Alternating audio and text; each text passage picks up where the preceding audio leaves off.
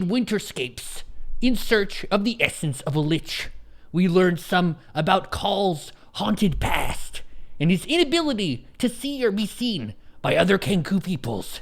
There was an epic arm wrestling match, the grog is fucking disgusting, and the team tries to figure out how not to get seasick. We begin now with a live episode of Wayfarers. Welcome back, everybody. 2 weeks in a row. How special are we? It is great to see you all again. I hope you're ready for some fun time Dungeons & Dragons adventure. Once again, our wonderful introducer, Jimothy, has done a great job explaining the previous episode.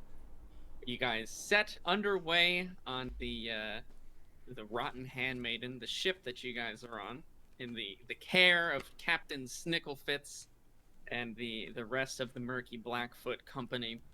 You're on your way to Dagger Shelf, the frozen reaches of the north. You've only been on there a day so far, haven't experienced anything too crazy. The conditions have been acceptable. You guys haven't noticed too much. But yes, we made some big progress on Call's story. He got his exile a bit more explained. Pig and rather, I would say Nigel and Call did some research and investigation, some trials, found out that he's unable to interact or be interacted with by other Kenku, so a very unfortunate fate indeed. And then to cap the episode off, it wouldn't be a Wayfarer's journey without the, let's say, trademark arm wrestle, which Call fought valiantly, but unfortunately was not able to seal the deal as it would be, though it is kind of cheating. But win or lose, gained a friend. Yes, you did. Krungle and Bungle are now fast friends with Call the Kenku. At least Bungle is. Krungle is kind of has a mind for his own. But yes, the simple-minded but strong as heck Bungle is more than happy to be friends with Call. Did you guys have any questions? Anything you wanted to clarify or make sure of before we start this one? You also somehow, I don't know how this was possible, but you resisted your temptations to enter the chef's orders, if you will, the galley, as it would be. Very impressive. I don't know how the heck that one slipped by you guys, but anything else you want to check in on before we start today's session? Oh. Yes. Why do you make all the chefs so dangerous in the world? I don't know. I didn't notice I did it for the first two, and then it was pointed out to me, so I just think it's a thing. Oh. Which is weird, because I love cooking. I love chefs. They're great. So, It just, yeah, I don't know. Who says they're all dangerous, though? Maybe this one just, my experience says that. I mean, you only encountered 2. I think 2 or 3. I can't remember now. But we'll have to see what this 100% have like. been murderous, though. We are batting 1,000 on murderous chefs. Yes. I will counterpoint. The only 2 chefs you've encountered have been 1 in a bandit cave and 2 in a tower of darkness and evil. So maybe go looking for chefs in, like, nice village, or I don't know, friendly happy town. Maybe those chefs are cool. Maybe they're not. I don't know. We'll be cautious. We have gained some wisdom along the way. Yes. So I believe we were having a feast. Our first nice meal of the trip. Yes, a very hearty meal. I believe it was some amount of like salted pork cooked in and like pretty nice potatoes and some really hearty kind of stick to your ribs, as you guys are still in a very, very frosty winter climate.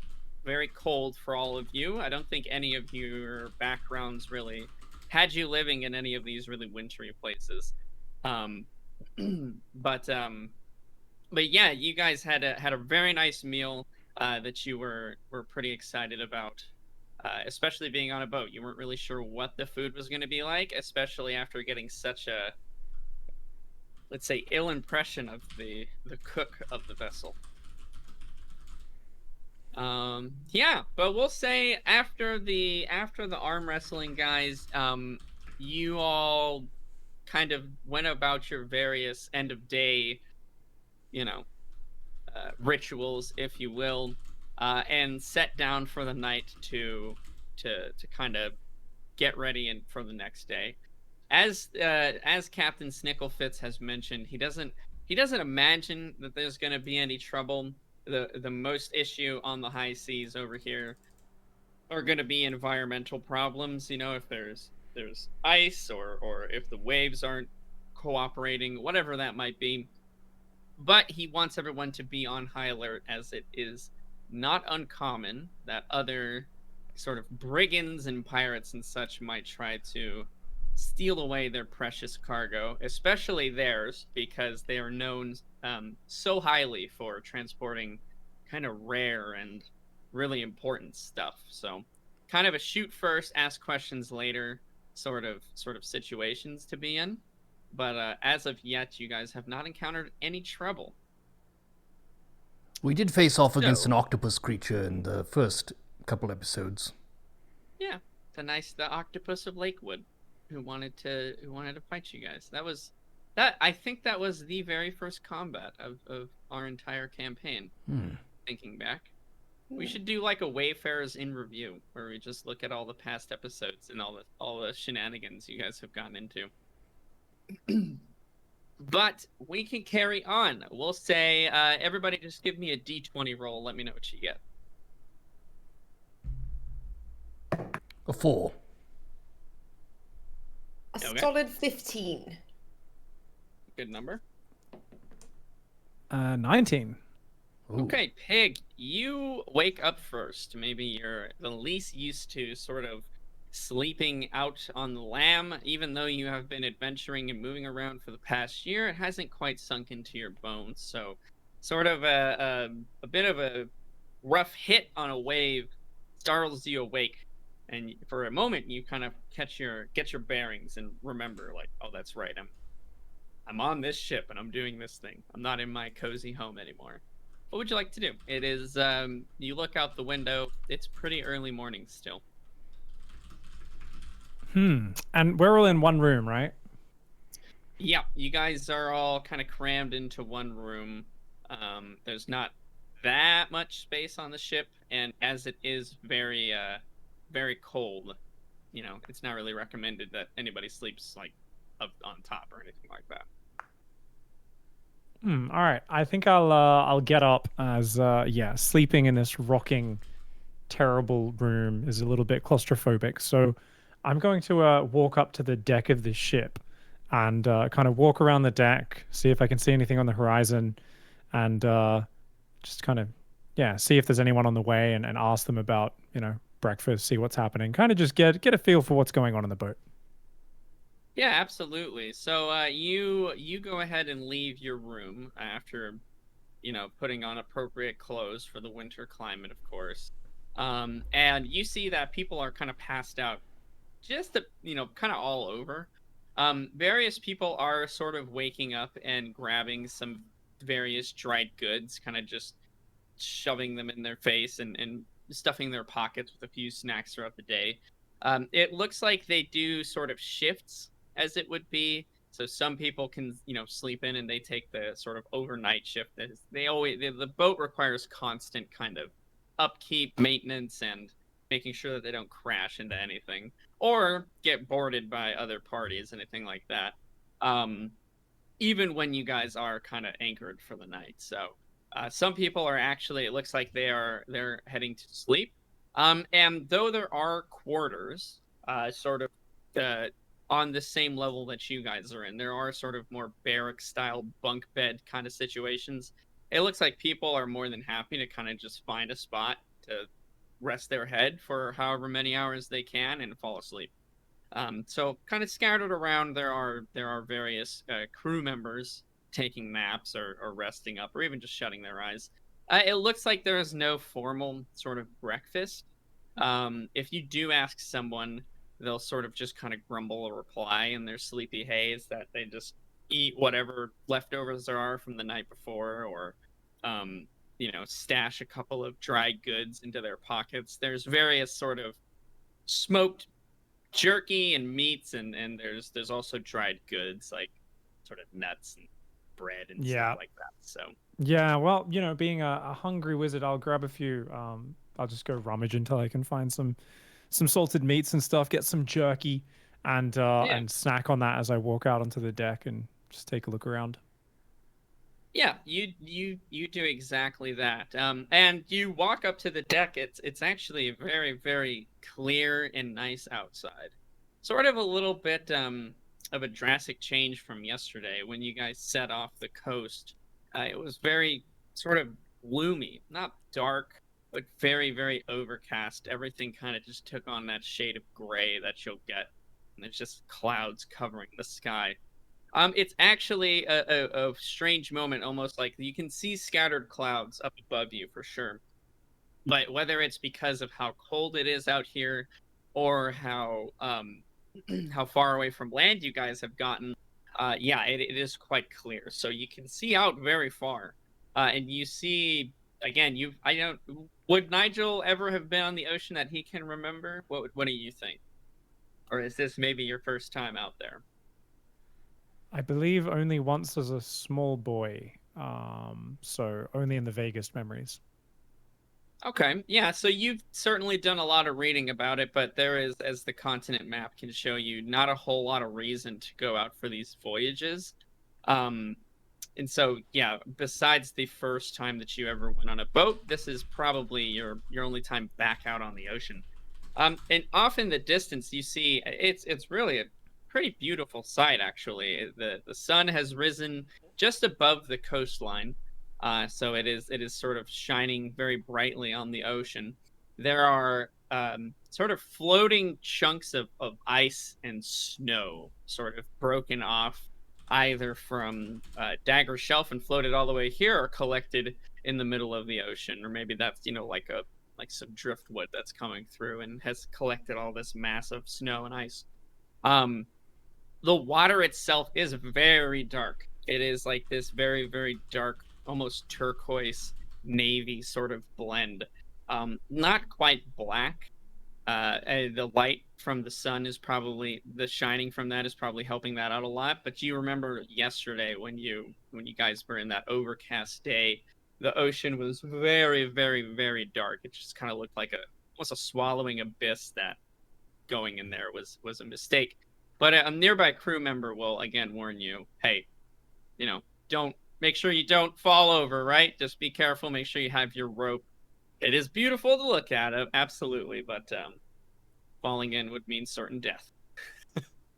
It is still freezing. Second day on the boat, and I feel like it's the 16th time I've heard this warning. And I wonder just how many drunk crewmates have you seen fall overboard? And he'll reply, honestly, not like none. Even in a drunken state, that is a death that nobody would want to have. It is horrible. He recounts a time when they were attacked by a rival clan or pirates, free runners, whatever you want to call them. And one of them was pushed over in waters like these. Mind you, they sail all around the world, so not all the oceans they go into are this dangerous. But they were pushed over, and the screams that that person made as he was slowly drowning and being essentially frozen to death was very unpleasant, and sometimes still haunts his dreams as he gets into these temperatures on this water. So that was his enemy, and he wants to make sure that his friends don't share the same fate. So he's very wary of anyone who gets too close to the edge that looks like they might not know. All right. Water paranoia. Yes. Always going to be good. I don't really know how to swim too well, so probably a good thing. Okay, so I've kind of taken in the surroundings and kind of can see what's going on. I believe I'm trying to remember from last week. It was going to be a 2-week journey. Was it 3 weeks, something like that? About 2 weeks, give or take. They don't know. Obviously, they don't have like a charter with mileage and everything like that. But not encountering any issues takes about 2 weeks. Okay, cool. All right, I will go and ask. Yeah, I'd like to see if the captain's around. Is he anywhere on deck? Yes, his shift to sort of man the steering wheel, which I had a very hard time remembering what that was called last week for some reason, The helm? is the helm. Yeah, I do not know boat terminology, so maybe boats were the wrong move. Anyways, he Veer is left. steering. Veer starboard. I don't know. He's steering the boat. He looks as dapper and put together as always. And you don't remember seeing him go to sleep. You don't obviously did not see him wake up. For all you know, he's been up there the whole time. Probably not, but it's kind of, it's not a shock to your system necessarily, but there are very few moments that you don't see the captain right up there steering, looking and making references to his sort of map that he has pinned to this little side table, and looking at a compass every now and again to try to figure out their location. We'll say at that moment too, as you're going up to greet the captain, Call, Mendax and Call, why don't you guys roll another d20? Let's see who wakes up next. 14. 12. All right, Call, you sort of wrestle awake as the frigid air starts to get to you. You realize that the blankets you had pulled over somehow has kind of furled up towards the end of the bed, and you're now kind of really cold. Ugh, what a frigid morning it is. Absolutely. My arm hurts. Oh, that's right. We had an epic battle. I'm starving. Oh. Yeah, actually, you know what? Let's do a check for your arm. How did you go past what you should have here? Let's do a medicine check. You have a +2 to that, but let's see. Can you assess how good your arm is? I rolled a 3. Okay. It hurts. That's my expert analysis. As I look over my arm, I say, ouch. That hurts. I will say that it hurts a little bit more than it normally would. And that kind of doesn't alarm you. It's not like your arm is broken. Obviously you can move it around. It's fun in that regard, but it does sort of, it's a little red flag. You don't even remember when you were arm wrestling Brunt the next day, it going like, oh, that hurts a little bit more than it normally did. Doesn't feel like it's just tired. It feels like possibly you may have overdone it. Body hard. Well, I would like to rummage about for some food as well. Absolutely. You're met with a very similar scene outside of your dwellings of now more various crew members have sort of roused from their sleep. It looks like for the most part, everyone who's taking maybe the afternoon shift is retiring to the to like the rooms with the bunk beds, so they can have a little bit more privacy, maybe a little bit more quiet. Although there's not really a huge chance of that, as the walls of the ship are not really soundproof, etc. So yeah, there are various crew members getting up. Some of them dipping their sort of flasks, if you will, or flagons, whatever, into the grog. Some dipping it into the water. Some of them doing both, maybe watering it down a little bit. And other people you can see kind of rummaging through the dry stores, which it looks like were restocked overnight. So you see that from yesterday when you guys first arrived, and I believe both you and Mendax were able to see where those dry goods were. You see that there's different things from yesterday, and there is more stuff. Do I know the quarters, or at least the working place of the fellow Kenku on board? You don't know. He doesn't have his own room, so he just stays like in the common rooms, if you will. You know that there are 3 like common rooms, if you will, like just, hey, if there's an open bed, you can go sleep in it if it's not your shift, if you're not doing anything. It's not really like, this is like the captain has his own room, you guys have your own room, and then everybody else just kind of is like, okay, we're sleeping wherever the heck we can sleep. Some people you do see asleep on the crates and the barrels, and even one person that's kind of lying on the, like, has put together a couple chairs. Maybe the bed's filled up, or maybe he just didn't want to sleep in there. Who knows? Outside, you're also not sure what his schedule is. You don't know if he's is he more of like a morning into afternoon? Is he an afternoon overnight kind of person? You're not 100% sure. You do not see him in the common, we'll call it just the common area here. But you haven't checked the 3 rooms. You could technically go in there and look if you wanted to, or you could check the deck of the ship and see if he's there. Well, I just wanted to see if the floor was a little bit frosty. I was thinking about just writing a good morning. You know how it's frosty on the window in the morning and you could write stuff on it? Yeah. I was just going to put a good morning. Absolutely. Well, being that you're not sure quite where he is, you could just find a window and write that. There are not excuse me, there's not a whole lot of there's not a whole lot of windows down here. They kind of keep it sealed up. Windows and, glass and that sort of stuff, it's kind of more of a pleasantry on ships like this. When you're down in these lower decks, they're not the ones who need to be alert in watching things. So the fact that your guy's room had a window was sort of, you might think, oh, this is where the guests sleep, so that it's not so kind of enclosed. And it's a little bit nicer maybe than the other rooms are.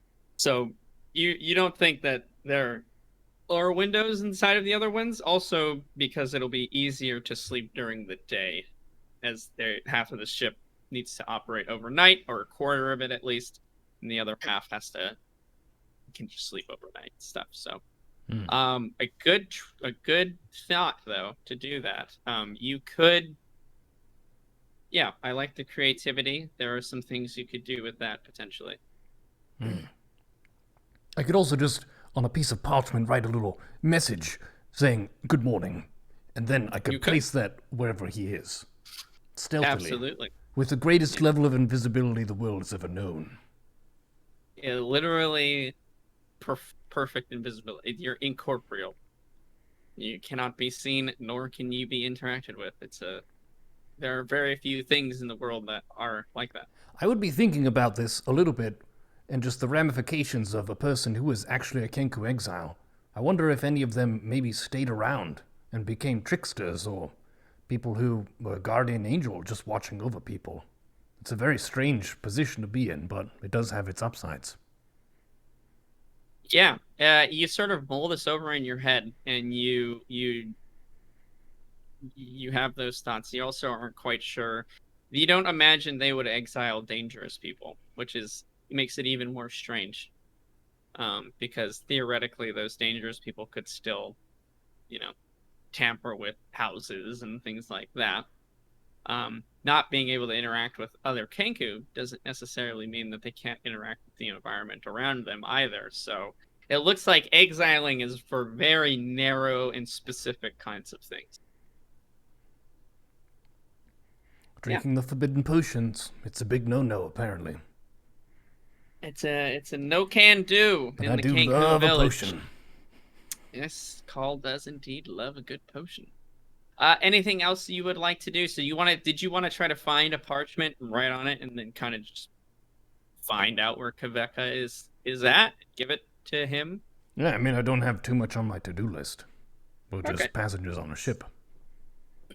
Sounds good.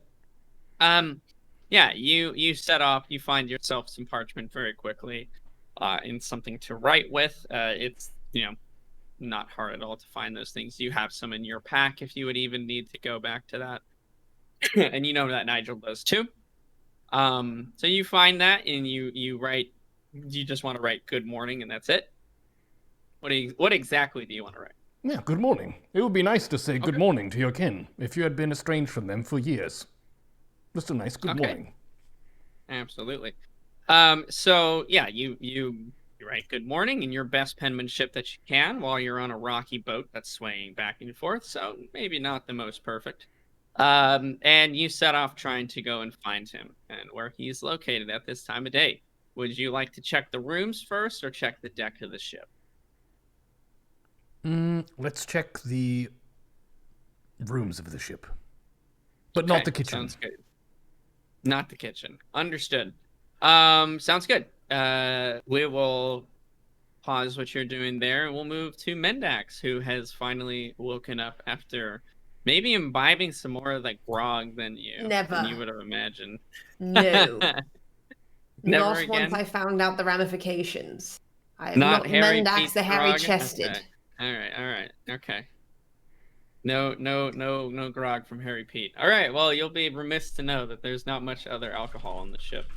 So I feel like I've amassed that. So what I would like to do is once I wake up, I would like to try to find maybe a bowl or a bucket or a couple empty tankards. And I'm assuming there might be snow someplace on the top deck that I can collect and bring down into my cabin to have some fresh snow, freshly melted snow for water. Okay, I like the idea. Yeah, we'll say that you wake up, you once again, all of you don your winter clothes that that Master Nivix so nicely gave to you guys. And they've been, by the way, working quite well. Though it is still obviously very chilly. It does not like permeate through this clothing like it would other types of clothes. So you kind of it's been nice. Yeah, we'll say you find a bucket. It looks relatively empty and relatively dry, so you don't think it's not being used right now. You wanna grab some snow, is that right? Yes, I would like to do that. Okay. Yeah, you head up to the top of the ship. You pass by Call on the way there, actually. Maybe you guys exchange some quick good morning pleasantries. Hey, how do you do? And you are off to search for some snow. At the top of the ship, though, it does look like they've done a very good job in clearing it. They don't really want to. Again, the night crew. That's sort of one of their jobs is to keep the ship free of snow so that they can reduce the amount of slipping that happens and keep it all kind of functioning. But you do see, you know what? Give me a D20 roll. Let's see. Come what on. you got. I will die of thirst before I drink that grog. Well, there's water. It's maybe not the freshest, but Okay, I got a 16. Okay, you got a 16. Yeah, you find a little sort of the opposite end of where the steering wheel is. I have no clue what that part of the boat is called. Towards the front. Is that the How bow? about that? Or the stern? I bow. don't fucking know. I have no clue. Yes, Aft, I don't know. stern. It's as long as I'm not scooping in the poop deck, I think it should be fine. It's the bow. Okay, it's the bow. You head towards the bow of the ship. And behind some crates, it looks like they didn't quite clear up all the snow that had fallen overnight. And you're able to fill up half the bucket with snow. Relatively clean snow before it starts to get like a little, not like muddy and dirty, but it's like the part that's touching the ship where people are walking and stuff like that. Right. So, yeah. So you get like half a bucket of relatively clean snow. Okay, What are you going to do with it? I'm going to take that back down to my cabin to make sure that nobody can futz with it. Okay. Yeah, you do so. It's in the room now. Okay, it's back in my room, and now since I have that, obviously need to wait for it to melt a bit. So I'm just going to go up and wander around on deck and see who I can find. Okay, so you just kind of place the bucket down in the middle of your guys' room and...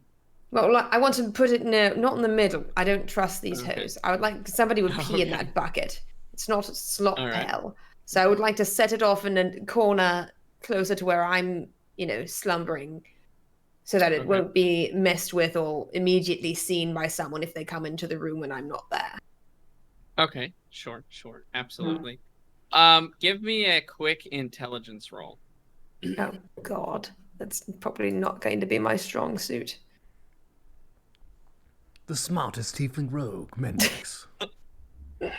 Oh, shit, I got an 18. I told you. Okay. You kind of gauge by your just kind of thinking through your plan again. It's going to take a very long time to melt because it's though you're in a room it's still very freezing and cold. And so you're not quite sure if it would even melt in this temperature. They like shovel snow off the ship into the water because they know that there's no easy way to just like melt it all and let it go or anything like that. At the same time, you're not sure, or rather, you feel maybe even confident that if the snow were to melt, it may turn into ice. Like if you were to kind of zap it, if you will, with some kind of fire, if you were able to do that. If you give it enough time, it would probably turn into ice. It is that cold. It is very, very, very cold. Okay, so are there any torches around the ship? How do they light it? Is it lanterns? Is it torches? Have I noticed yet? It's mainly lantern. Torches are a little too much of a free, like a variable. If you get my meaning, they're a little less consistent than lanterns are, especially when they're moving actively. So having a lantern to shield from the wind is usually the preferred way to do it. So yeah, mainly lanterns. Okay, but I feel like I need to go and find someone to talk to about getting a pot and an open flame, but I probably shouldn't go into the kitchen myself yet. So I'm going to go up on deck to see if I can't find Captain Snicklefitz or perhaps, Krungle or any of the other Harry Peets of the world. Sure. Do you just want to like stop and talk to the first person that you recognize from the introductions, or would you like basically, to specifically? Yes. Okay. All right. Sounds good. All right. You set off with. Are you carrying your bucket of snow with you? No, I'm going to leave it in the room. Okay. Understood. All right. You leave your bucket of snow and you continue on your quest to find a way to melt it into water. Fantastic. Pig, we'll go back to you. Nigel is actively walking up to Captain Snicklefitz, who once again, looking very, very sort of alert, if you will. Some of the crewmates are, again, they're kind of waking up. The freezing cold air of being on top of the ship, though, really does kind of briskly wake you up, no matter what stage of sleep you are in. But the captain looks as serious as always in collecting his shipmates and in getting you to your destination. But he does see you approach. Good morrow, Nigel. I trust you slept well. Greetings, Captain. Yes, appreciate the comfortable lodgings and the lovely dinner last night. However, it's a rather long journey for us, and I can see you and your crew are working hard and busy to get us safely to our destination, but it is quite a long, and to be honest, I can see myself getting quite bored. I was wondering if I'd be able to avail myself of your private library to pass the time. I see you're interested in books and the such. I do have a bit of a personal collection. I suppose I could allow you to take a peek. A couple of first editions, though, Nigel. I must warn you. These are not to be touted about, especially in the realm of, book collectors. A man of great culture, I see. Of course, growing up in my master's tower, I have been scolded from a young age on proper care of these most valuable tomes and scripts. So I will do my absolute utmost to take good care of them. And of course, if there is any way I can repay you, please don't hesitate to ask me a favor. Fair enough then, Nigel. Well, unfortunately, I am bound to the helm here today. But if you find yourself in need, you can take my key. And he'll kind of fish from his necklace on a strap, and he'll like take it off his head, and he'll hold his hand out and wait for you to take it. Is this the key to your room? Your private chambers? Well, yes, it is, Nigel. But before I, give it to you, I trust you, of course, and I trust that Master Vivix would be able to replace anything in case some sort of disaster were to befall you. but I don't see any reason not to trust you with it. Just a bit of a precaution, little insurance policy. I don't suppose you would mind entering into a quick little contract. Anybody who gets my key might, just a little insurance. He's not trying to be like rude. He's just trying to be like, listen, don't fuck with my stuff. Well, a safe man is a wise man, and definitely those who take care of their possessions are indeed the wisest of all. So, what sort of agreement did you have in mind? Nothing too fancy, I would say, just to ensure that my properties and everything in the room remains in the condition that it was originally placed in there, and that you will return this key to me by the end of the day, sharing it with no one unless I give you express permission. Sound fair? It does, and just to sweeten the deal, I can also give you a little insurance on my side, a sort of, just to make sure. I'll take something of my own, which is incredibly valuable, and then you can hold on to that, just to be 100% assured that I will take best care.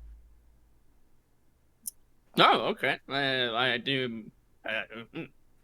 He sees you pull out the spoon. Out of my britches. Yeah. You say this is of some value? Is that correct?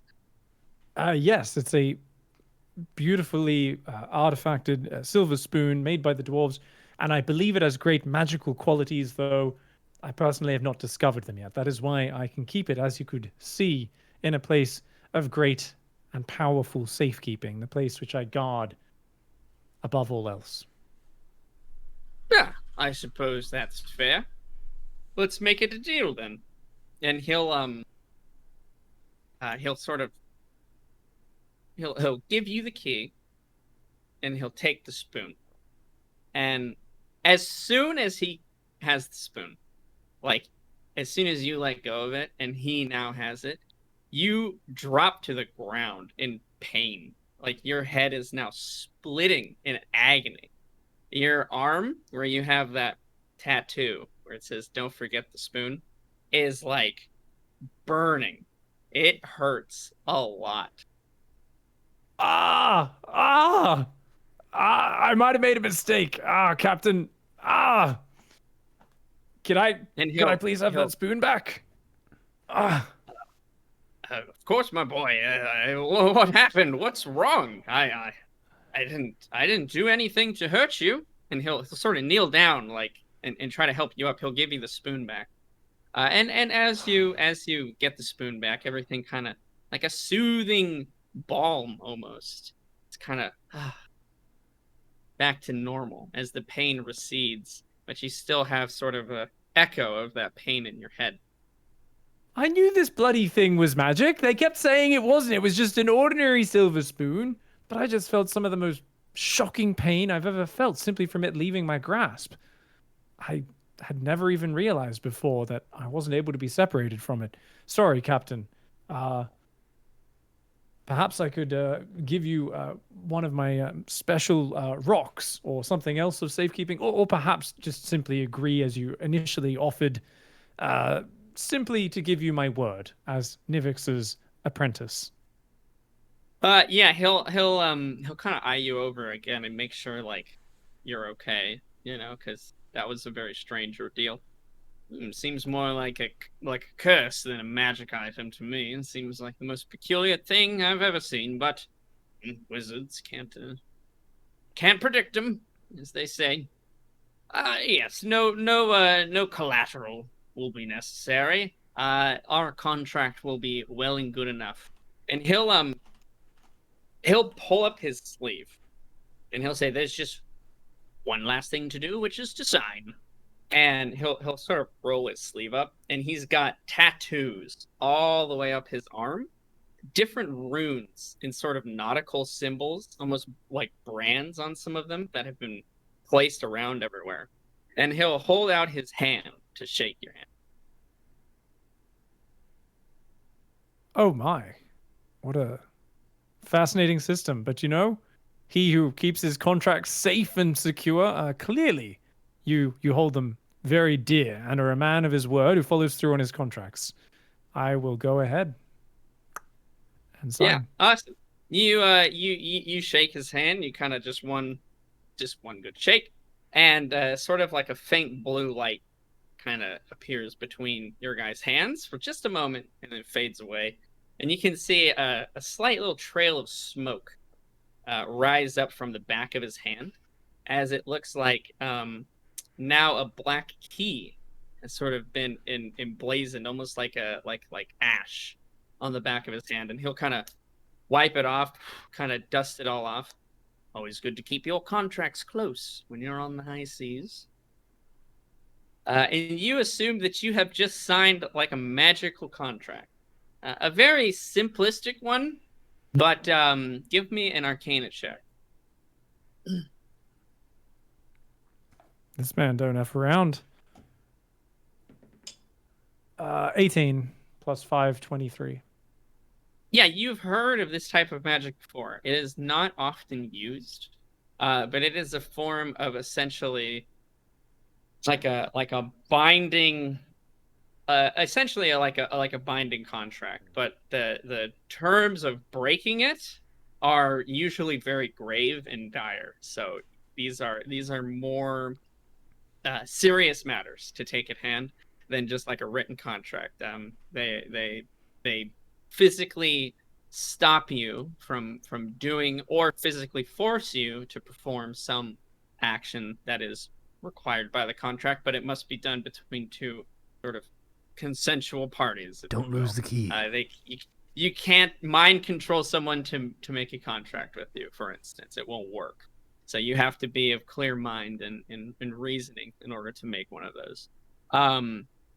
You are not very versed. This is a very old magic. Its applications were kind of weeded out along the way as it became more and more sort of easier to just do written paper contracts. But some organizations, depending on the severity of it, will still hire and employ people who can do this type of magic. It's very specialized. Well, Captain, thank you for taking me into your trust. And when would be acceptable to enter your room? Is right now okay? And should I simply knock to check if you are there? I don't want to accidentally wake you or stumble upon you. Perhaps now if I just take a few volumes at once back to my room and then return them to you personally at a later date, would that be acceptable? He'll say, well, the terms of the contract said key by the end of today. That's the only constituent in that none of my possessions would be altered beyond what they were originally. So long as you feel comfortable with those, you can proceed as you desire. I'll be up here manning the helm for most of the day. If you don't see me here, sure, courteous knock wouldn't hurt. Thank you, Captain. And I will head off to go check out his book collection. Yeah, absolutely. He'll roll his sleeves back down and sort of button them back up, hiding the most of the tattoos on his arm. Yeah, and you're free to kind of head down there. You now have this key. You just kind of put it around your neck or something like that so that you don't lose it. Again, breaking the terms of a contract like this are usually pretty bad, so you don't endeavor to lose it or give the key to anybody. Yeah, fantastic. You head down to the common quarters of the ship, and you enter his room. We'll pause you there, and we'll go to Call, who is in search of his Kenku friend. So, Call, you have a choice to make. Do you want to do door number 1, door number 2, or door number 3? Door number 2. Okay, you go door number 2. Would you like to change your mind? Final answer, door number 2. Final answer, door number 2. All right, fantastic. You enter the second room. There are various sort of people sleeping on the bunk beds. Some spots are open. Some people are on the top bunk. people on the bottom bunk. It's a quarters of sleeping people. Not much else to see there. Give me a perception check. There's no light in here other than the door now being open to the outside. But I believe you have dark vision. I rolled a 2 + 4. Dark vision gives advantage. Dark vision just means you can do it. It means you don't get disadvantage or a penalty. Oh. Yeah, so being dark vision means that you can see just normally. So that's good. So 6 then. 6. Okay. You, even though that you can see very well in this room, everybody's sort of sleeping very, what's the best way, sort of hamajang, slapdash, if you will, where they have like sheets pulled over them. They have like pillows everywhere. Some of them are obscured. Some of them have rolled off the bed and are sleeping now on the ground. But you, remarkably, find Kveka is sleeping on one of the top bunks. He is very distinguished from the other sort of silhouettes, if that makes sense, being that he's a Kenku and they look very, very, very different from up close. So yeah, you find him, he's sleeping. I would like to sneak the note just next to him, quietly. Sure, absolutely. Give me a stealth check and a sleight of hand check. 16 plus... And this is your stealth? Yes, 16 plus 3 is 19. Okay. I'm invisible. Not to everyone else. Just to him. Sleight of hand check. 4 plus 5 is 9. Okay. You pass your stealth check with ease, we'll say. I'm invisible to everyone. Yeah, basically. You're also just as quiet as you creep through the floor, somehow avoiding all of the floorboards that would have made an audible sort of very high-pitched noise. And you make it over to his bunk, and as you sort of move to put the note underneath his pillow, it looks like he wakes up for a second. It seems like they're all heavy sleepers and light sleepers at the same time. Heavy sleepers to the world around them as far as it rocking back and forth and hitting waves, but light sleepers when it comes to things around them moving. You know, their pillows possibly being shifted slightly, their blankets moving a little bit. It looks like he wakes up for a moment and he'll kind of very quickly just glance side to side. It looks like maybe this is just a trait that he's picked up being in the company of these individuals, where he'll wake up fairly often, or everyone will wake up pretty fairly often just to check around them. But he doesn't see anybody. He doesn't hear anybody, so he'll go back to sleep. And yeah, you leave the note sort of tucked in between his pillows, sticking out somewhat so he can see. Mission accomplished. Fantastic. I would like to triumphantly exit the room. Okay, fantastic. We'll keep your 19 as you're sort of on a roll, and you remember the pathway back to the entrance of the room to avoid the noisy floorboards. And you shut the door behind you. Mission accomplished. If anybody woke up, they didn't make any noise. Oh, good. I've succeeded. Absolutely. Anything else you would like to attend to, or would you kind of just want to go about your business for the time being? Well, I'll probably get some snacks and see what Mendax and Nigel are up to. Okay, sounds good. Yeah, you fill your pockets with some dried goods, some salted meats and jerky and such. And you set off looking for Nigel and Mendax, who will go to Mendax now. Actually, Mendax, you were looking for whoever the first person you could find that you recognize. Let's see who hot. You are. One. Who's holding on the ship? Give me a D6 roll. They have pot on the ship. You run into. We're going to find out.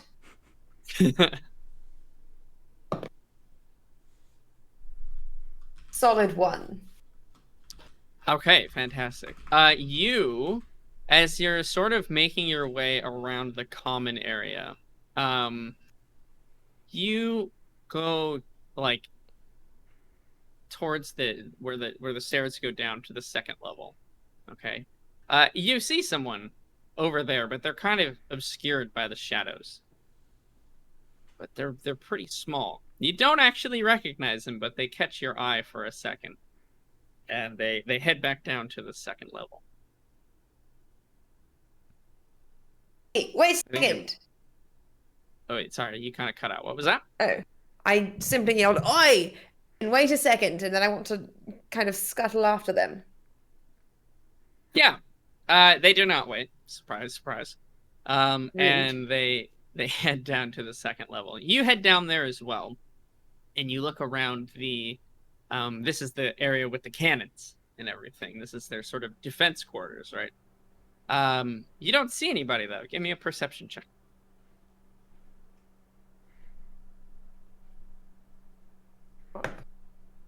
16 plus 1, 17. Awesome. As you look around the room, you don't see whatever this individual was. Either they sprinted across very, very fast and are now on the third level, or they're hiding somewhere. And kind of on that second note, you start looking behind. There are, again, those crates of black powder, and there are sort of cannonballs that are stacked, right? You do see someone hiding behind one of the stacks of cannonballs, kind of muttering to themselves. They're a very small-looking creature with sort of weirdly like wrapped leather bands kind of around them. It looks like their outfit is very makeshift. They're wearing like a very odd-looking, almost like top hat, like a patchwork of top hat like material, all patched up, different colors, but all of them very dark. And it almost looks like this person has almost like a best way to say this. It's almost like an aura about them, or something about them that makes it so you just they're hard to perceive, even when you are looking at them straight on. You find it difficult for your eyes to focus on them. That's the best way I can do. Your eyes actually constantly are trying to look past the person that's there, even though you can see them.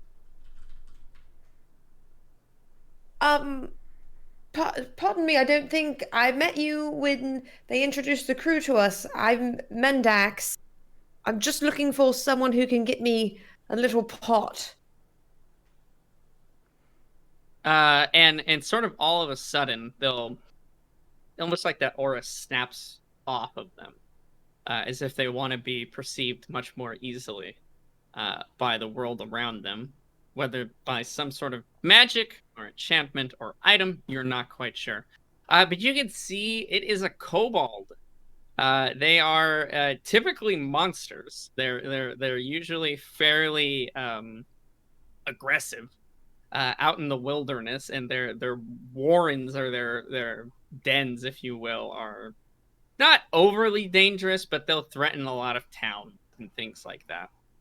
And he'll kind of shift his head back and forth. He's got very sort of black, beady eyes, and sort of furry-looking face even. And he'll go, yes, I remember hearing about Mendax and the Wayfarers in our company. And he speaks very well. It's like you've never heard, like kobolds have minor intelligence. They could grunt out words. They have their own language, of course, but in common, right? They'll kind of grunt or yell words that maybe they don't even know what it means. But he seems to speak very well. Yes, I mean that I'm sorry. Yeah, I'm Mendax. I'm sorry, I didn't get your name. And he'll kind of, he doesn't like looking at you very much. Like almost, he kind of keeps avoiding like looking to the side or looking down or something like that, which makes him a little difficult to hear at times. But he'll say, "I'm sure the captain introduced me. I'm the ship's provisioner. They have a nickname for me. They call me Nightmare." They call you Nightmare. I mean, one, that is a pretty badass nickname. So well done on that. Is it because when you're not around, they feel like it's an waking nightmare, or for a different reason? And he'll kind of like he'll crack his neck a bit. You can hear these the sort of popping of his bones. And he goes, no, no, no, no, no, no, no, no, no. They don't like nightmares brews. They give him terrors. And he'll kind of keep again looking side to side, and he'll pull out like a bag, like a almost like a satchel that he was sort of hiding. He's got on like a lot of clothes. None of it matches, and it almost looks like he's like tied it on. Like he's got a shirt tied around his hand, or around his arms rather. He has pants on, but there's like belts, all the way down one of his legs and things like that. He's a very peculiar looking kobold even. And he has like a backpack on it, which has various just tons of different shit all just strapped to it. One of them, there are like candles that are kind of protruding out of a few of them. A couple of them are lit even, which you have no idea how you even missed that at first glance. It looks like this kind of sets your rogue sense tingling. This guy is actually crazy good at like sleight of hand and keeping things hidden if he wants to. And so you pride yourself on being very, very, very good at thieving and foraging and things like that. But you can tell this guy's actually like a master if he wanted to be, as peculiar as he is. And he'll sort of very quickly, again, you almost have a hard time perceiving some of his movements. He does them so fluidly and so quickly. The bag just kind of opens, and on the ground you can see him place all these various different bottles filled with different liquids. And you give me another perception check, actually. 13 plus 1, 14. Great. You get a quick sneak peek that there are other things in that bag that you can't make out exactly what it is. Another thing to note is that for a kobold, he's very small. He's pretty short. He's like 3 feet tall. I'm pretty sure kobolds are supposed to be quite a bit larger than that, if I'm not mistaken. But yeah, he's very short. But yeah, he kind of just puts out all these like random potions and vials and stuff. Oh, these are your brews. Are you a potions master as well? And he'll kind of just like scratch the underside of his neck and like scratch the side of his head at the same time. Again, not looking at you. He's like kind of looking up at the ceiling. I have been known to craft a few for now and again when the time calls for it. He doesn't like answering questions directly. He's very vague. But you get the sense, yes, he made these, whatever they are. They're all different colors. They're all different types of vials. They're all different types of bottles. Some of them look like literally like water, and other ones have like literal, what look to be like tiny body parts floating in them, like a finger. It's like a tequila, but instead of a worm, it's a finger. Yep. They put Still worms in drinking. tequila? Yeah, you don't remember? They used to put worms in the bottom of tequila. Mm-hmm. And then you'd have to eat the worm when you finish the bottle. It's always You the didn't sign have of to. a night that is beginning well and ending even better. Yeah, there you go. I mean, I've never eaten the worm. You can take that on whatever levels you want, but it was there. The last story I heard of somebody who ate the worm couldn't remember where he lived, and so was, I believe, galloping up and down the apartment corridors on multiple levels, barking like a dog. until somebody found him and had to lead him back to his apartment. True story.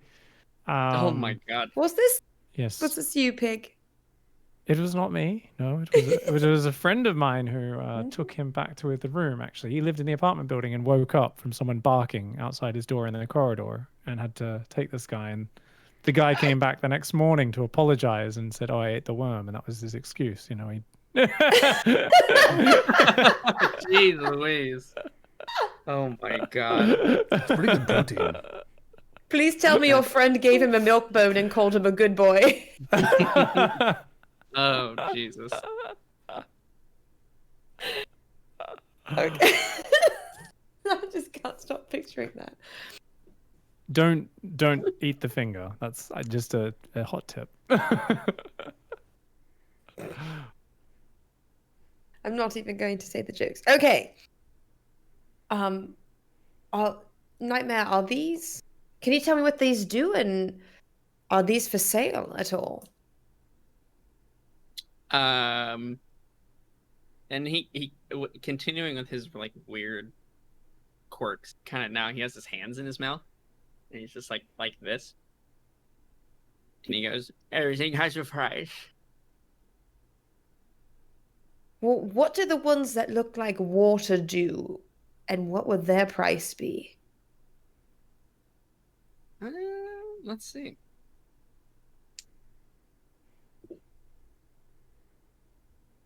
He'll have the water, like the bottle that has the water in his hand, and you do not recognize that he's picked it up.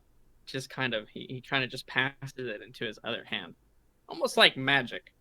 You don't have the prerequisite knowledge to know if he is actually doing magic or if he is just that good. But if he is that good at sleight of hand, you've never seen someone this good at it.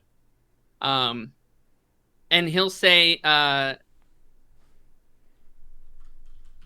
well, the first one's always free, but only if I don't tell you what it does. Deal. Whoa. Okay. And he'll hand it out to you. Can you just toss it? I'll catch. I've got very good hands. Yeah, he kind of he does a motion.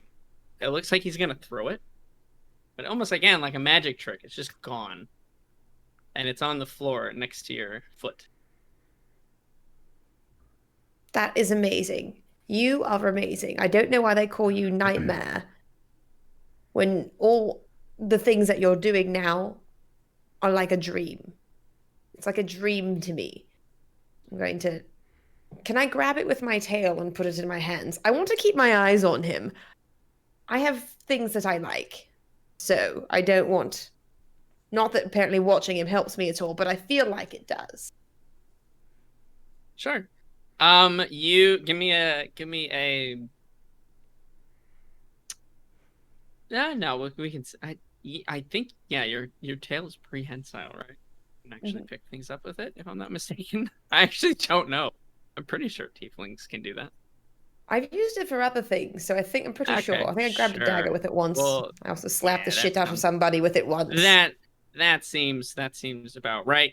You pick it up and you put it in your hand. And he'll kind of move his hand across all the other potions, and they'll disappear, and he'll move them across it again, and the sort of little rag that he had them on will disappear as well. Oh, it's amazing. So, where would I find you if after the first one is free? Where would I find you for a second one? And he'll he'll kind of hold his hand out a little bit, which again has like sort of these weird gray rags almost tied around each of his claws, essentially, and like a piece of gold will appear between his fingers, and he'll sort of flick it out into the open, and it'll like explode into this shower of crazy looking like just sparks and gold essentially. And when you look back, he is gone. Never even gave me a pot. Okay, well, I'm definitely not drinking this yet. So I'm going to kind of stash it. Mhm. Look around, check my pockets. Make sure nothing's missing. And then... Yeah, you don't notice anything missing. Okay, good.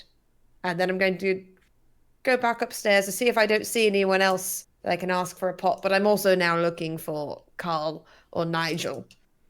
Okay. Preferably Nigel first, so he can try to see if he can figure out what this potion is before Carl knows we have it.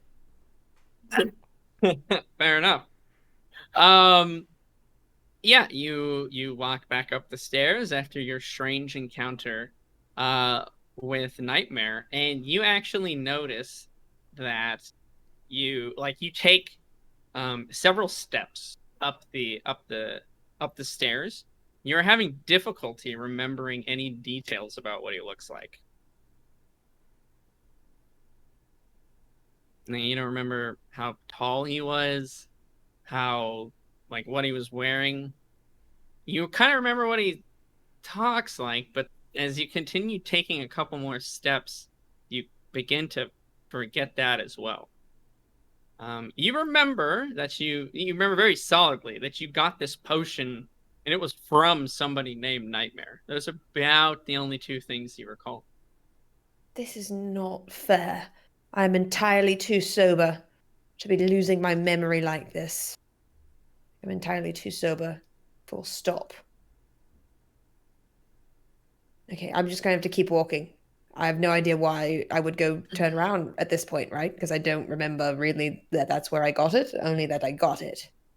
You remember where you got it. You do remember the area, and it's almost like if you've ever forgotten someone's name, but you see them, but you just can't remember what their name is. It's almost like it's right on the edge of your memory. Like, if you could just focus on something about that person or that creature, you'd be able to recall some kind of detail about them. The whole thing would just flood back to you.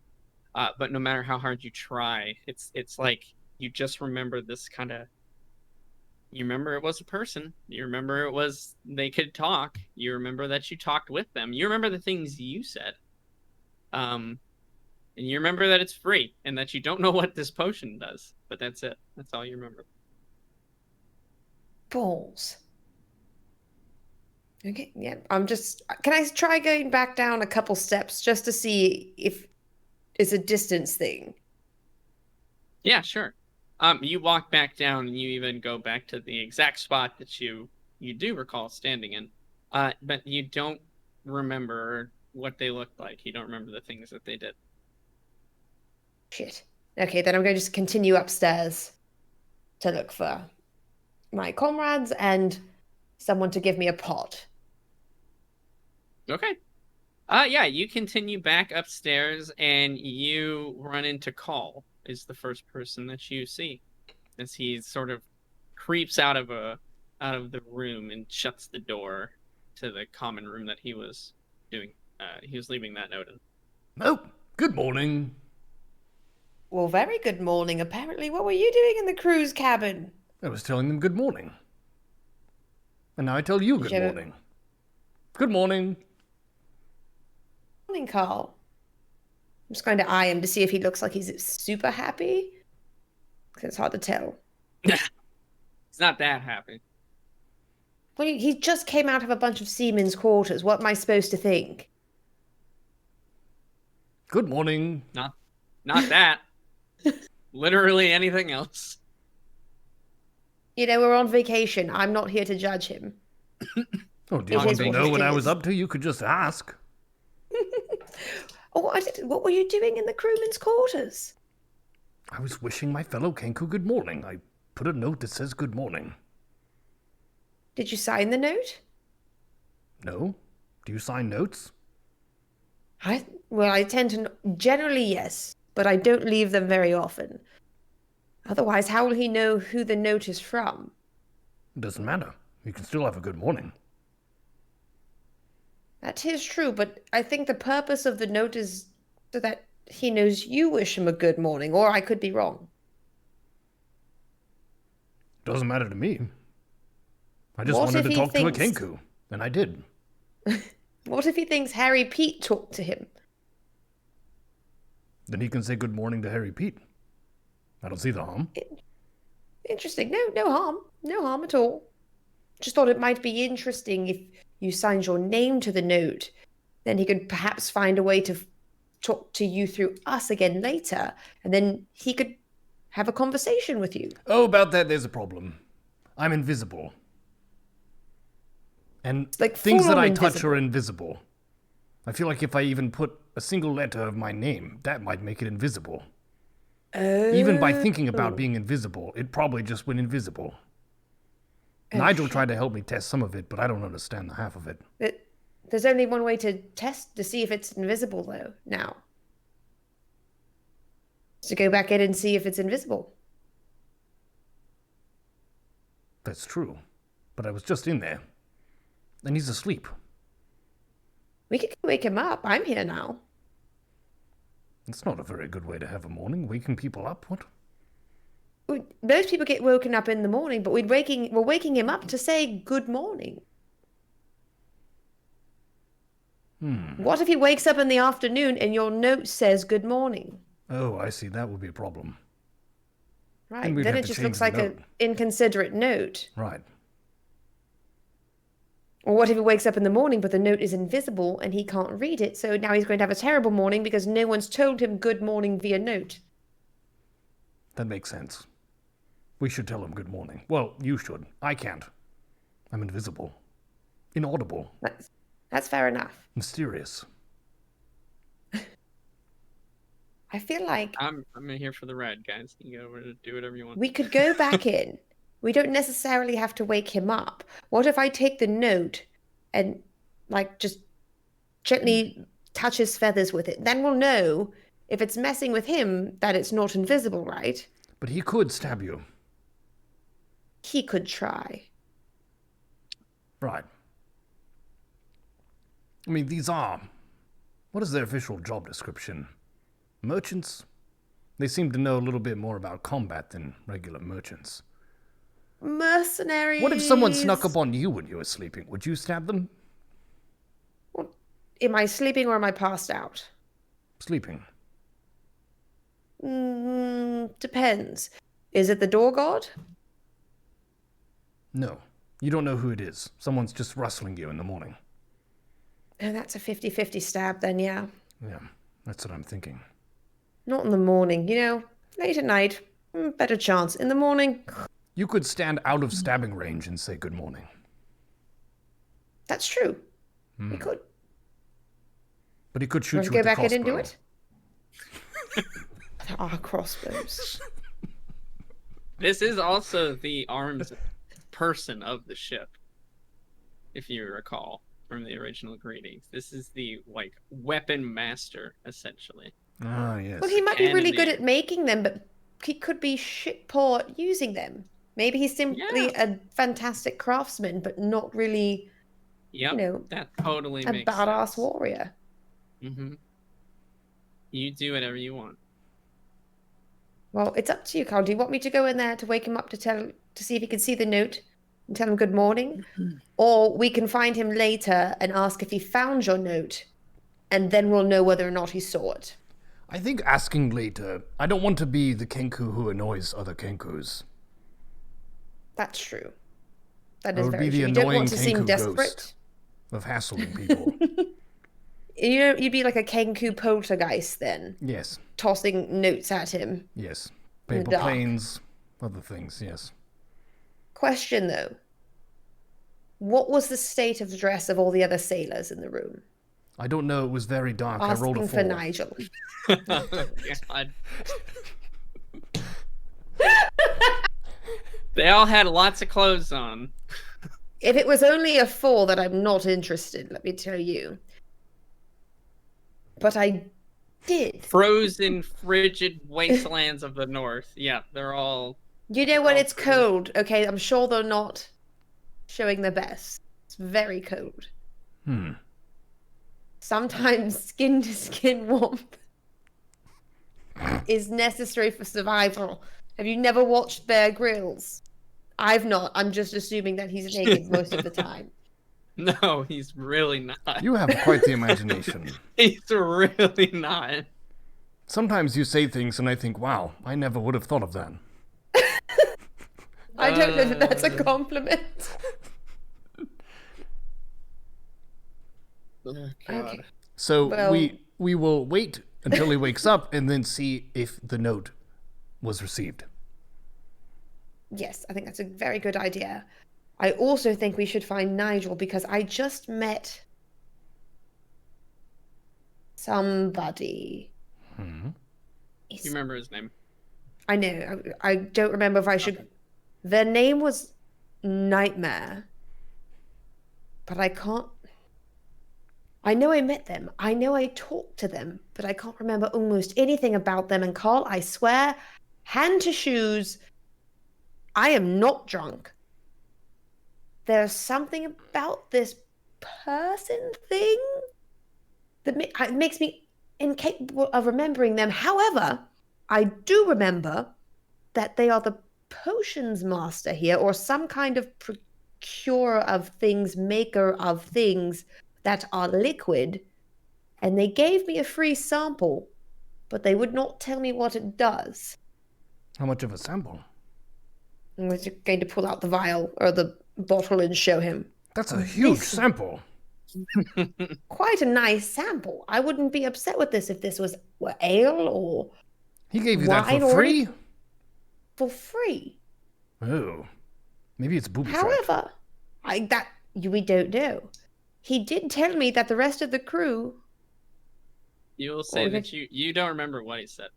So you think it's free because you don't Oh, remember. You that's don't. right. You don't have anything Okay. missing.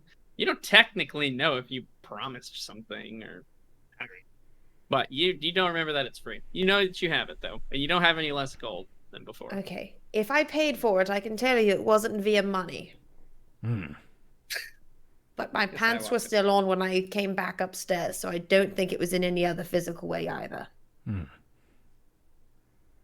But I do think we should try to see if Nigel can deduce what this liquid is before any of us try to ingest it. Did you smell If we it? decide to ingest it. You might not even be supposed to ingest it. I don't know. Did you smell it?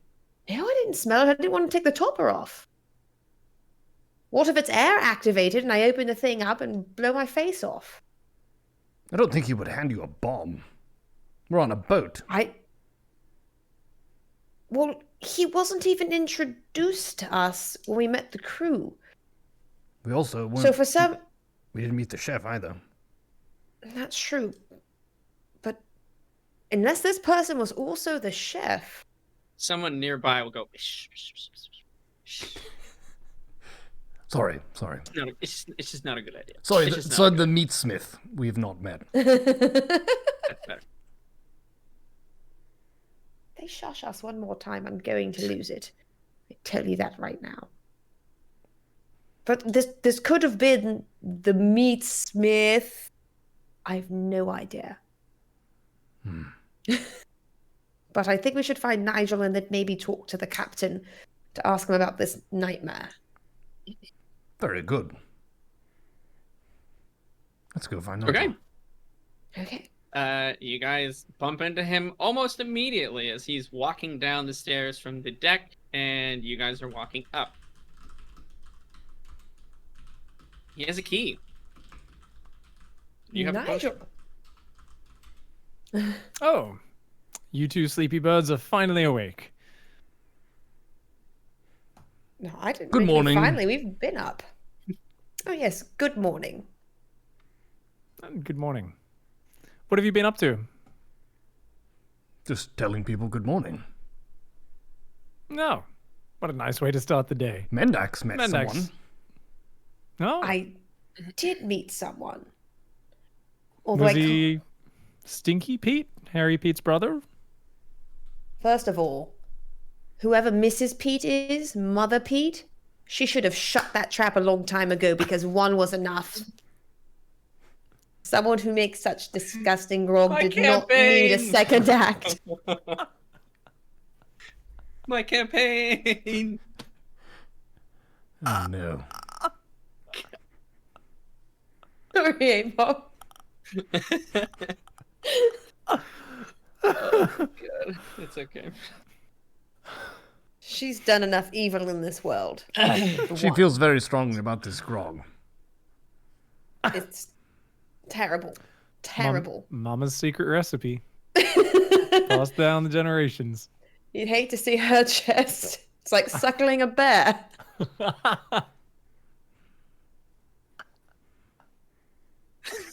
I wouldn't know what that's like. I don't recommend it. Hmm. Neither would Leonardo DiCaprio. In any case. So, Nigel, we had a question. Yes. Mendax met a nice crew member here, and she's got this beverage.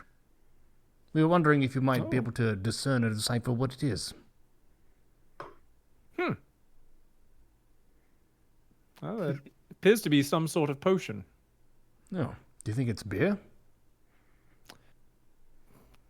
Unlikely. It doesn't look like a vessel commonly used for such, unless it's some sort of very fancy beer. I mean, I could identify it for you, but it'll take a little while. It's not instant, you know. It's not effortless. Where did you find this, and why don't you know what it is? You see, that's the thing. I met someone. I know the name is Nightmare. Mendax, have you been domestically foraging while people are sleeping again? We're guests on this boat. First of all, on a boat, it's nautical foraging. So, please, proper terminology. Second, I have not foraged anything. Okay, I haven't foraged anything since yesterday, and they were a pair of shoes with holes in them, so it's not even that big of a deal. They don't even want them. They put nails through the soles. She's got them in Honestly, her inventory. I did see you drinking some of that grog yesterday. I mean, just because you can't remember foraging it doesn't mean it's not wrong, okay? First of all, the grog is delightful, and I would recommend that you drink as much of it as possible. Second of all, I was simply walking around the ship, and I met this person, and I have no recollection of their being, of how I got this potion. I just know their name. I know they gave me the potion, and I know that I have no clue what it does. I'm not missing any gold. I don't think I bought it. And therefore, and it was not a crew member that we met when they introduced us to the crew. I know specifically their name was Nightmare. And we did not meet a Nightmare yesterday. So either this is a crew member or it's a stowaway. In either case, I wouldn't want to do anything with that potion until we found out what it was. But I also think we should try to find out who this Nightmare is. And you can remember everything else other than the identity of this stranger? There's no other patchiness in your memories? None at all. I know exactly where I stood and met this person. I could take you directly right back down to where we spoke. But I can't remember their face or their being or their voice. Well, look, honestly, don't drink that. I don't know where the hell you got it from, but they sound like a terribly unsavory character. I'll put this key away for later. Here, give it to me. I'll identify it back in our room. It'll take me 10 minutes or so. Okay, where'd you get the key from? It's a private matter between me and the captain. Nothing for you to bother yourself with. So apparently I'm the only person not going around private quarters of sailors on this ship. Although, side note, good for you, Nigel. What can I say? I've been learning a lot about how they sign contracts here in the deep seas. If you have bound yourself to this captain I'm going to be very disappointed in your bargaining skills, Nigel. You deserve more than just whatever they are offering you here on this boat. It is a simple cursory agreement between two gentlemen to serve simple needs of each other as needed, and certain services will be required. There is nothing on the line. It's a completely safe agreement, and nothing for you to worry yourself about. That is some of the most vague shit I've ever heard. As long as you're being safe and you're happy with it, it's not my place to question. Indeed. And if just don't even try to pickpocket Mendax, please. I'm going to put this key down with my spoon. Okay, First of all, not a deterrent. Second of all, didn't really want to until you told me not to. Why don't we just ask the captain who Nightmare is and what he carries? I'll interject here real quick. You guys remember him introducing Nightmare yesterday, but he wasn't at the meeting. Do you remember him saying, "Oh, we have a potions provisions person named Nightmare"? Oh. So you know that he's a crew member, and you know the captain knows he's here at least. So I will say that. All right, we should still ask him more about Nightmare. Do you want to see what the potion is first and then go find the captain? Why can't we do both at the same time? Nigel can detect stuff. That's very true. I guess I can do it on the deck of the ship while you speak to the captain.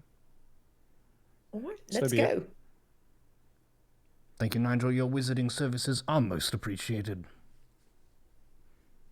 Cool. As soon as we get to the deck, I'll just kind of go and sit down in the corner and do me ritual.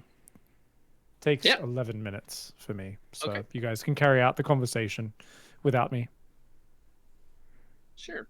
Sounds good. You guys, you head up to the top level, the deck of the ship. Maybe I'll sit close enough that I can hear, actually. I'll kind of just come and sit nearby so I can kind of catch what's going on without taking part. Sure, you try to make yourself scarce, out of the way, but still in earshot of whatever conversation they're having. And you set to work identifying what this potion may be. Varying amounts of success when it comes to potions. Potions are all magical, unless it's completely just like, I guess what's the best word for it? Made of natural ingredients, I suppose, and it's more of like a balm or an elixir or something like that.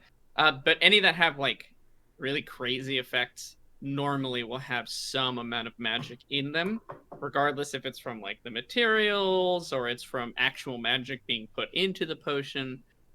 Call, you know that many of the potions that you've crafted, because you don't have any particular magical ability for enchantment and things like that, are just supplied, the effects rather are supplied from the actual herbs and different ingredients that you're mixing together. So lots of potion makers don't imbue their potions with magic. The less magic the potion is, the more difficult it is to identify for you, Nigel. Because typically it would take like almost more of a scientific process as opposed to a magical one to know what it is. But regardless, you can certainly try and see if you can identify what the potion is. Is that a spell slot, or is that just is that on? I think it's a spell slot. I believe it's a ritual, so normally I don't think they use a spell slot. I think that is correct. So we can always check while they're having the conversation as well. But yeah, great. Call and Mendax, you guys talk to the captain, who is still steering the ship. The crew's all assembled. Hello. Good morning. Captain Snicklebits. Definitely morning. Hello. Top of the morning. Had a couple of questions for you. I believe I finally met Nightmare, your potions provider here on the ship.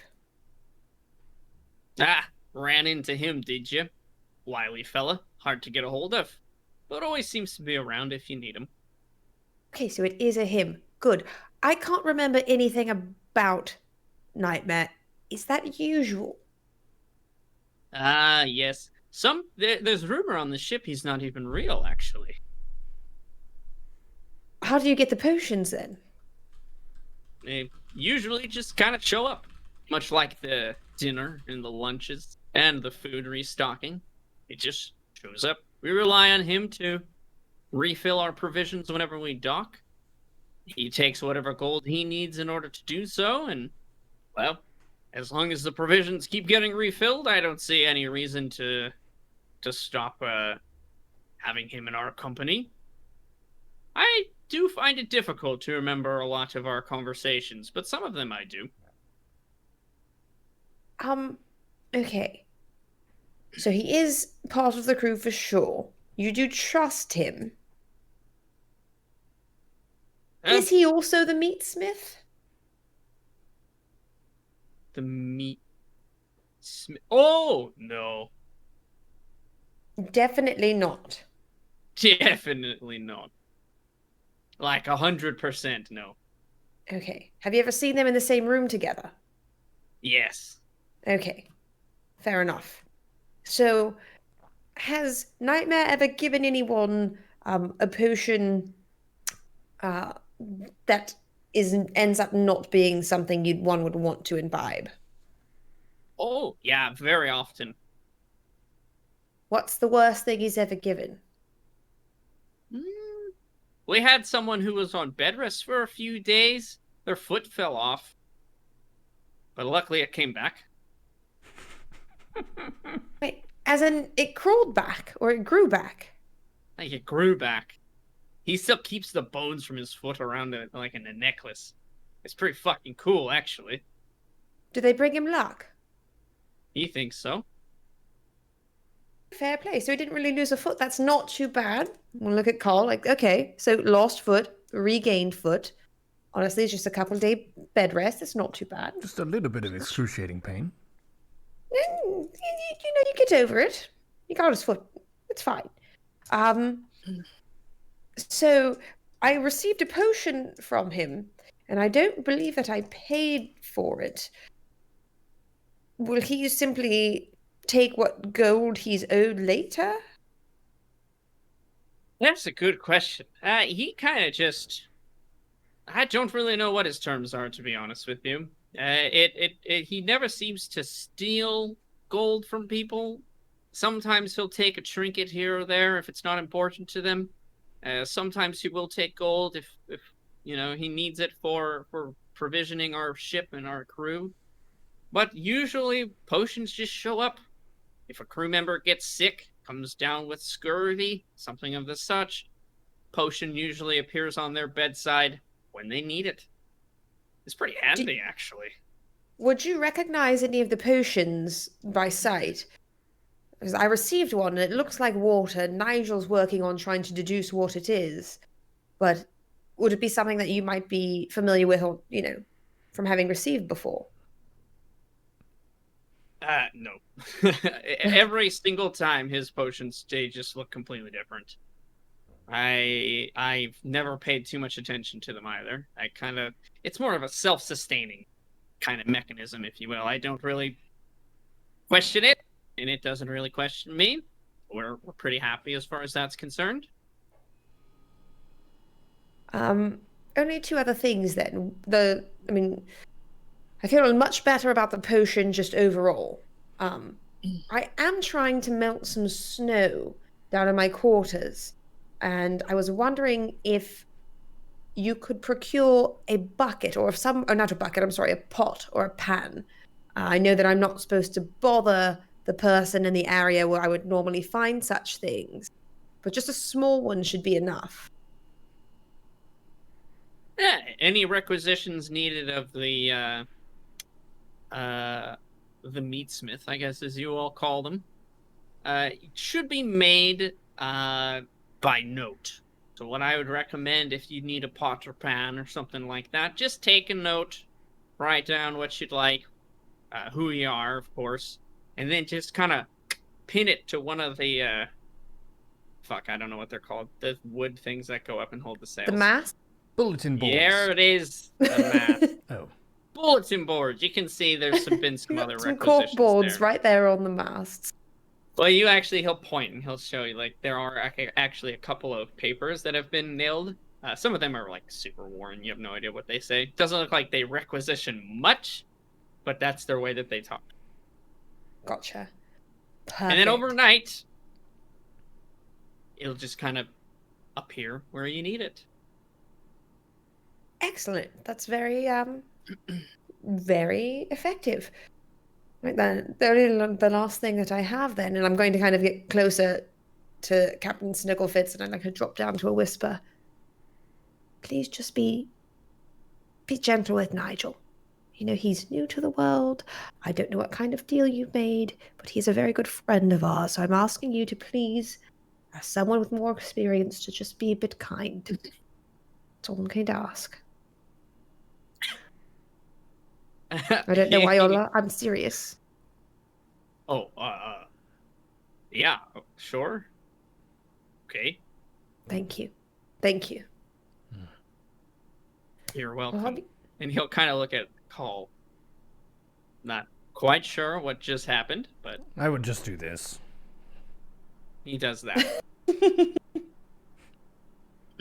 Okay, well, I think that's about it. We can check in with Nigel, see how that that ritual is going. Yes, Nigel, you complete the ritual, and you do have some information about the potion and what it does, which I will reveal to you after we take a quick break. So back maybe in about 5 minutes or so, and I think when we come back, we have some cool announcements / stuff we can tell all of you guys about out there in Twitch. So The intermission screen will spoiler it, so we can just never mind. just announce it whenever we hit the scene. Someone go. Ladies and gentlemen, I bring you terrible, awesome news. The Wayfarers are about to hit the big time. We are going to be one of the D&D shows for what is known as GaryCon, the 13th. This will hold on, March 25th through the 28th? I don't know if we're allowed to say our slot, but we will be participating. Sorry to interrupt, but I just want people to know, in case you're not sure, GaryCon is, of course, to promote fans of Gary Busey. He reached out to us after our recent show. He did say that he was really a big fan of Mendax's humor, especially. He's never invited back. Oh my. We'll see you about 5 minutes, dream. ladies and gentlemen. A dream. Who knew to get famous, all you need to do is talk shit about Gary Busey. Praise God. Just allows him to do what it is that he does, because the ship is constantly stocked on the things that they need him to get, and he just seemingly knows how to do that. Meanwhile, Nigel in a corner has been identifying what this potion may be. Nigel, this is a tough one. Your identification spell is going to help, but I want to also get an Arcana check from you to understand even further the results here. Can I assist with my alchemical knowledge? Sure. You know what? Yes. You can. Can I offer emotional support? Yeah. Go for it. Do I roll, or does he get 2 rolls? You've got this, guys. I believe in you. Are you showing me did you roll a 1? I rolled a 1. Sorry, it's autofocus is not very good. Goodness. Damn it, Nigel. Okay. You have to do the YouTube My Arcana makeup is girl +5. thing. That's true. So that's a 6. There's no critical fails for ability checks in 5th edition, thank God. And then Neuro, or rather Call, you do not need to roll anything. Assisting is just, if you're proficient in the check, you just add on, I think it's a static 2 or 3. So up to 8 or 9. Okay, that is better than nothing, even though that is as close to nothing as you could have gotten. Your identification spell, coupled with your Arcana check and Call's knowledge about potions and sort of some of the ways that they work, comes up with the following. This has to do with... What is the best way to put this? This has to do with a permanent ability. So the best way I can describe this is like a magic item that will allow you to do certain things. You know, there are like necklaces of fireball, essentially, that let you, boom, you cast fireball. There are other magic items, like your guys' rings as well, that let you essentially have extra abilities, right? Some of them are much better than others. But very rarely there are, and you have never encountered one of these called. Very rarely there are potions that will impart knowledge on the person who drinks it. So you know that this is one of those. You don't believe it's dangerous. You don't think it's dangerous knowledge. There is knowledge in the world that is actually hazardous to know, and can do damage to you by understanding and knowing it. You don't believe it's one of those. But the second thing that you reveal, and this is where your roll comes in, even with it being a 1, your roll is still very like decent at best, you know. You know that oddly enough, there is some amount of like, in terms of the world, skill requirement, in terms of out of game D&D talk, there is a stat requirement you need in order to drink this potion and have it not like affect you adversely. And you know that stat is dexterity. You do not know what the number is, but you know that you need to have a certain dexterity in order for this potion to work properly. And Call, you're aware of potions that have these sort of requirements on them. They can be all sorts of different requirements. It could be, the most common one is like Constitution, for your body to be able to handle the effects and not have some adverse thing happen. But there are other requirements sometimes. Sometimes you need to have a certain amount of strength in order for the potion to take hold properly. Very rarely, sometimes you would need dexterity. More often than not, it's Constitution, strength, and intelligence. But that's not to say that it could even be charisma or wisdom. They can require anything. So those are the 3 things you guys learned. Number 1, this is some kind of potion that will impart knowledge. Number 2, this requires a stat. Number 3, you're pretty confident that stat is dexterity, but you do not know what the number is. So I know this, or Nigel knows this? You all we both know do. this. Yeah, know you.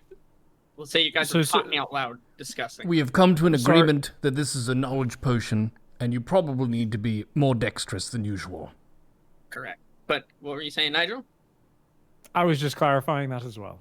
Carlos. Yep. You're guys on the same page. You probably won't die. What I mean, I can most certainly tell if I drink this, I would probably get fucked up. I do not have the certain skills to drink this. if we're looking for dexterity, I don't want to. I don't even think it's a brag because it's not super high, but I do have a 16. Oh, so do I. Yeah. Requirement could be 10, could be 20. That you have no idea. It Do we is know up if to you have to drink the whole thing? Typically, yes. Typically, yeah. They don't often portion potions and things like that into like, yeah, just drink like a third roughly. Normally, the vessel that they're in is the size of like the Portion dose, size. if you will. That's the portion size. Drink the whole thing. That's what you need to do.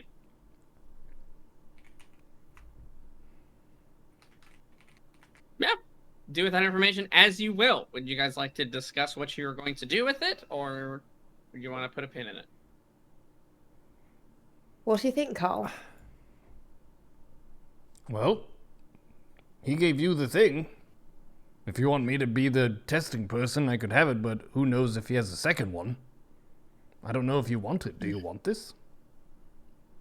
I mean, there's a limited number of libations on this ship that I'm willing to drink, and quite frankly, this seems more appetizing to me than some of them. Did You you know, I- smell it yet? I don't know, Nigel, What's did the you smell worst it? that could happen? I did not smell it, and I have no interest in smelling it. I simply know that, speaking from many, many stories that I've read, if something called nightmare, some sort of shadowy creature that I can't even remember, offers me a strange drink, I should always drink it. For if I said no to such experiences, why, I might live a long and happy life. I'm the detecting captain- sarcasm. Well, the captain said something similar, but not sarcastic. He said these potions and things kind of appear to the people who need them. But it is theirs to Yes. do with what they choose. And he said the worst thing that ever happened was somebody lost a foot, but it grew back. Yeah. So no one's died. He didn't Or say what been- kind of foot grew back. That's true. Maybe he Yeah, got a just- hoof. He It could have just been a has a hoof walking around. he's looking part demon. To be fair, I also have a tail. If I end up hooved, not that big of a deal. Aren't you already hooved? It's not hooved. I wear shoes. So do horses. Those are That's a horseshoes. good point. My character artwork is right on the main screen. Boots with heels, always ready. Don't I remember us? Didn't we stop in that blacksmith's that one night where we were really on the piss and we were absolutely blasted? I remember us stopping the blacksmith and he was hammering onto your feet. Wasn't he putting some shoes on? Or is that, am I remembering wrong?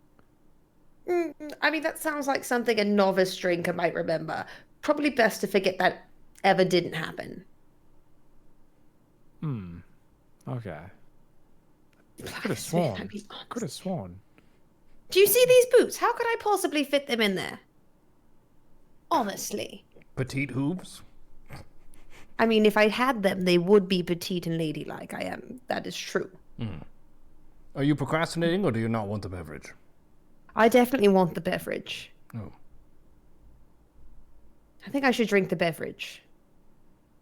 We'll be here to I think support you. I think I'm going to drink the beverage, but I'm going to go back down to the room first. I mean, Nightmare hasn't killed anyone else. But if he does poison you, we can rough him up. Very true. If you can find him and or remember him. I'm invisible. Unless he's a king, he could be a kenku. I don't actually know, and the captain didn't tell me, so he could technically be a kenku. But then you can't touch him, right? Correct. How would you fuck him up? I would give him a terrible morning note. Very good tongue lashing via paper. A quill lashing. Sure. I can respect that. Nigel, if I die from this potion, you better punch the shit out of this nightmare. I'm just saying. I will eviscerate him one firebolt at a time. I words of a do true agree, though. friend. We should go to the room for sure. I don't really have much experience drinking strange things and consuming all sorts of substances, but I do know that Carl mentioned that Navilla, the elf druid, took him to a nice safe space when he was trying out those special spices. And I think a private space is probably best for experimenting with imbibing strange potions. Agreed. And I'm kind of 50-50 on whether I should do it on an empty stomach.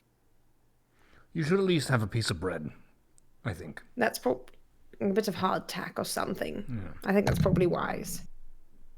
Can I scrounge up some bread or a little bit of a nummy on the way Yeah, down to the absolutely. cabin? 100%. You guys can take as long as you'd like to snack, eat, whatever. Mentally prep. Whatever you want to do. I mean, as long as I've eaten, I think I'm good. Ready for this. Worst case scenario, I only need to forage one shoe at a time moving forward. What's so bad about that? Good luck, Mendax. Good luck. May great knowledge meet you on the other side. All right, you know what? I've had worse than me. I'm going to tip it back and drink it. I'm going to sit on my bed first and then tip it back and drink it. Sure. You guys go back to the room. You sit on the bed. The bucket of snow looks to be like third of the way melted, I suppose. Again, it's not very warm in the room, so it's taking a good while. And you like take the stopper off of this potion. It's in almost like a prism type bottle, almost like a diamond of sorts, but with a flat bottom here. So it's made of glass. It's not like it's not like some super valuable material by any means, but there's some cordage tied around the top, and the stopper of it is sealed in wax. So you actually have to sort of break through that and make sure that you get that all out of the way. You pull the stopper off, and you kind of go to drink it, and you smell the potion itself, and it kind of smells like apricots, and like almost like almonds. Oh, weirdly, just various. It's not unpleasant, but it is a bit. It does take you aback. You look at the liquid once again. The glass is fairly good quality, so it's not cloudy, it's not scratched up, anything like that. Even though it looked to be just sort of thrown into this bag. Not that you remember that, but it's a very nice quality glass. So you can actually see straight through it. And it really does look like a glass of, or rather a vial of very clear water. It's hard to find water this clear unless you melt it yourself. Even when it's stored in casks and things like that, I mean, it's made of wood, so sometimes debris and whatnot gets into it or discolors the water slightly. It's still safe to drink. But this is like crystal clear. And you knock it back in like a few chugs, essentially, because there's a decent amount of this mystery liquid, as it would be, in this potion. It takes you a few good sips. But you finish it. It tastes pretty much exactly how it smelled. Almost like a really nice apricot infused water and a hint of almond, which is a little bit strange and peculiar. But you sit there, waiting for the effects to take hold, and you don't feel anything at first. You kind of are sitting. It's almost like your first time doing some sort of drug where you're like, is this how it feels? Or am I just not there quite yet? So you're not sure if you have done it correctly. Maybe you didn't have the correct dexterity requirement for it. But you sit, you feel very normal. What would you like to do? Can't lie, I don't feel any different at all. How high are the ceilings in this cabin? Maybe like 9 feet in the air, 9-10 feet, something like that. Oh, so I have enough room to try to attempt a front flip. Yeah, if you want to. Guys, I don't feel any different. But if this was a dexterity thing, I'm going to go for it. See what happens. I'm going to try for a front flip. Sure, they don't respond. Nigel, call. As soon as she drinks the potion, she just kind of knocks back onto the bed. The glass sort of falls out of her hand. She's still breathing, but she is knocked out, completely asleep. And it was seamless. Drank the potion, boom, just flattened out onto that bed. Mendax, you do not perceive this. You are in your head, still sitting up on the bed. And as you stand, you notice that Nigel and Call they're still sort of in their, it's like a freeze frame. It's like time is almost stopped around you. And slowly but surely, the sort of edges of your vision, your peripherals, start to kind of fade into this black, like almost like it's dissolving, like the world around you is starting to fade away. You still feel conscious, you still feel aware, but the world itself is actually kind of almost dissolving out in a way. And it's a very almost scary feeling at first because you're not sure what's going to happen or what is the meaning of it all. But this sort of dissolving of your surroundings continues, and it's kind of carrying in from the sides of your vision and focusing more and more and more. It dissolves away. Call and Nigel and everything around you just starts to turn. It's almost this plane of just dark abyss.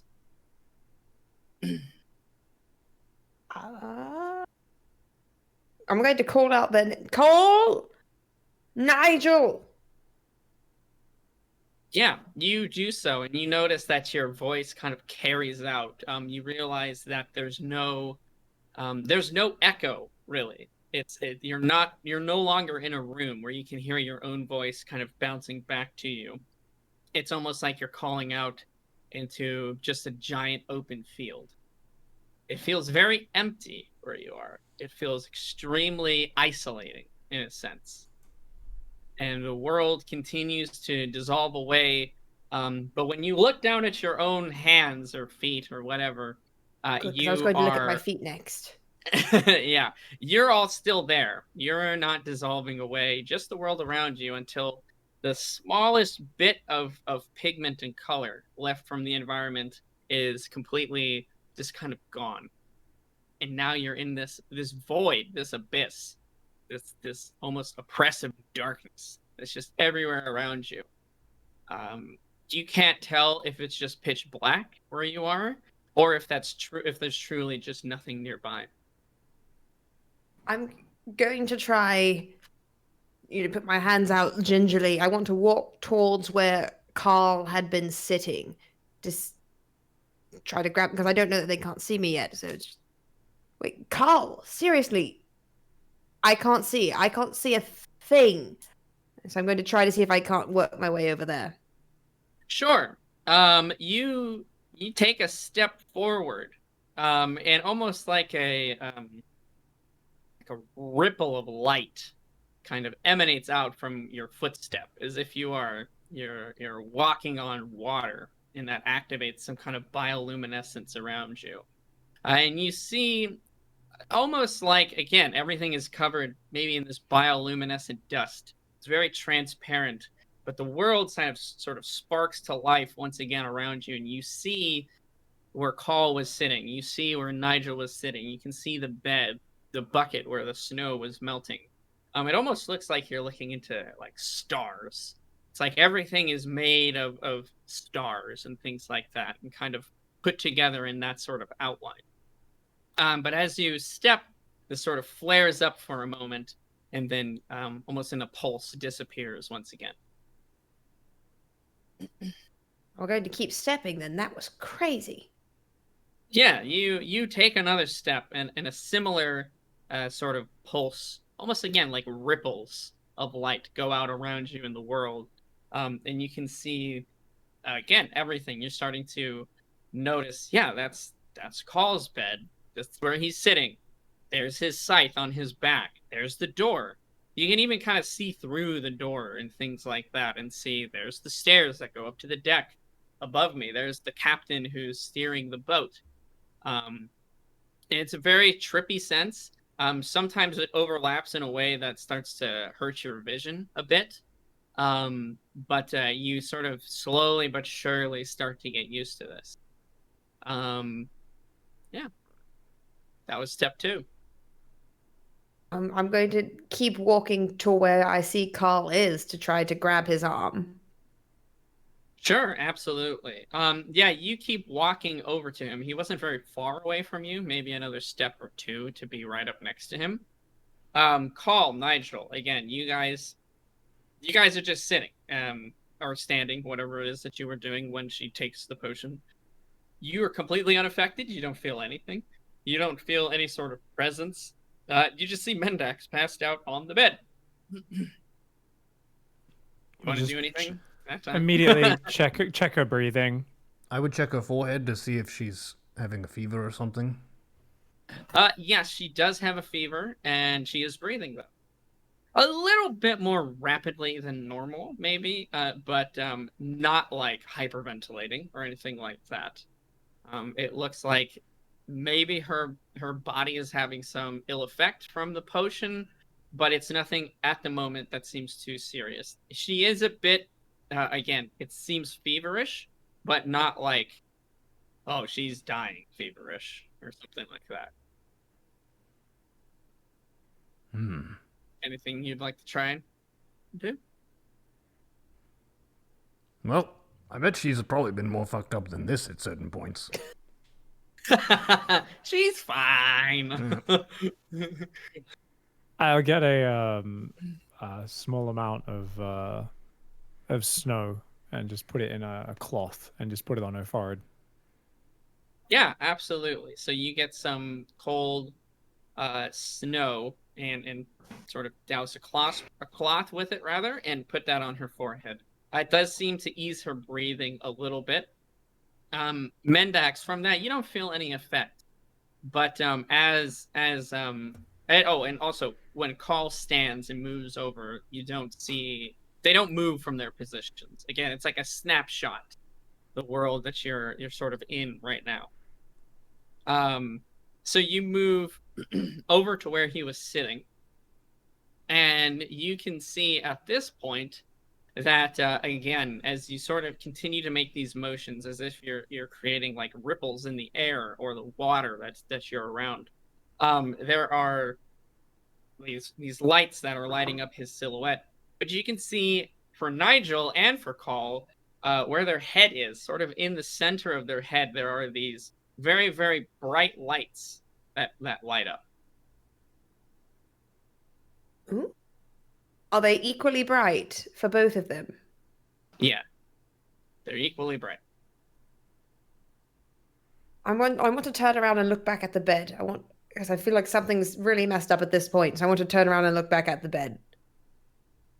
Yeah, sure. You look back at the bed. You don't see anything. You're not laying on it. You see that the potion bottle, from what you can make out from again, you're just going off of basically outlines, is like laying on the side of the bed, which in real life, parallel, that's where the bottle is as well. But your body is not there. Your like being is Right. where you're moving to. But I don't remember dropping the bottle. Okay. No idea what's going on. I wanted to see if I can't make my way to the door and walk about a bit. One, because this is trippy as fuck, and I'm kind of enjoying that part of it. But also, two, I just don't know what else to do. Like, okay, I can't talk to them. I should probably see if I can't find Nightmare. Sure. You move to the door, but you can't like really interact with it. You can't open it, and it does bar you from moving out. So it looks like the physical world still applies, but you can't interact with like. So if the door was open already, for instance, you could walk out, but it is shut. You go for where you believe the handle is, and try to turn it, but nothing really happens. It's like it's stuck, essentially. But you remember when you walked in, or it was just fine. The handle is perfect. Pitch. Okay, I'm going. I can see where I feel like I still want to try to interact with something else. Can I see my spider ring on my hand? Yeah, you get, again, it's like a vague, almost as if it's like seamless, right? So it's not like finger is separate from ring. It's like finger and then ring almost merged as one. And that's kind of applies to everything else in this world as well. You cannot really picture depth or the like distinction between items that people are wearing necessarily. Like your cape, that's a part of your silhouette now. So think of everything as if you were just looking at silhouettes. But yeah, you see that there is basically like a ring essentially where it should be. I want to try to connect to the ring to see if I can't get it to engage, with its little sticky venom the way that it usually does. But I'm going to keep my hand on the doorknob. Absolutely. You go through the motions and sort of the activation process necessary for that magic item, and you try to activate that once again, but it does not work.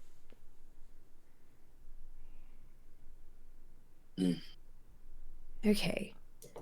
Well, as much as I think this starry place is very beautiful, not if I'm stuck in this room the whole time. Shit. If it keeps spreading out like then, I'm going to try to run in place really, really quickly. Just to see how much light I can spread. Yeah, you can spread after you sort of stamp your feet, essentially, is what you're doing. And you send out these just multiple like waves of light over and over and over and over, sort of illuminating the world around you. You gauge that it's illuminating probably like a 30-foot, 40-foot bubble. Something like that. You can see beneath you the like where the boat. Well, actually, no, you wouldn't be able to see all the way down. You can see to basically the bottom of the cannon room, or level, which kind of cuts off after a while. It sort of just fades away. It's not like a stark, like hard edge, if you will. It's more of like fading off into the darkness. You can see again the captain who is above you, basically steering, or looks like mid steer of the boat, and you can see several crew members, which you imagine again it gets a bit harder if there's a lot of stacking lights on top of each other. But with each of those people, and Call and Nigel in the room, and the captain as well, you now have noticed that the only thing that they all share in common, as their silhouettes are all different, is that light that's at the center of where their head would be. Very bright light. Almost like it's pulsing in a way. And then once you stop sort of stamping your feet, and it fades away, those bright lights become now like the last thing to fade away fully. Okay, then I want to try to stamp my feet a bit and see if I can't reach out and touch whoever's closest to me now, Carl and Nigel, touch their light. Equidistant. Which one would you like? Let's touch Nigel's light. All right, sounds good. You stamp your feet, and again illuminate the world around you in sort of this star atmosphere. And you reach out with your hand, and you sort of it's like poking one star, essentially. And you do so, you notice that almost like a strand of light, when you move your hand back, is pulled from that very bright spot in Nigel's head, and sort of forms as like its own star on your finger.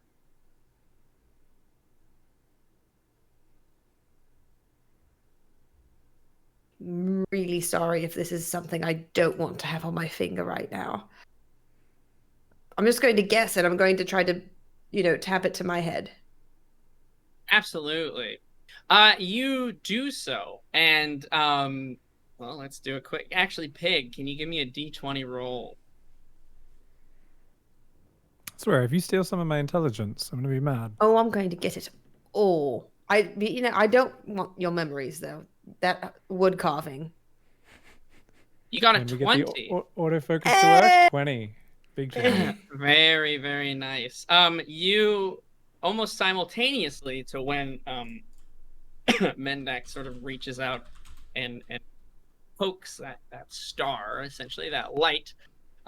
Pig, you get like an itchy feeling. Oh, but it's like in your head.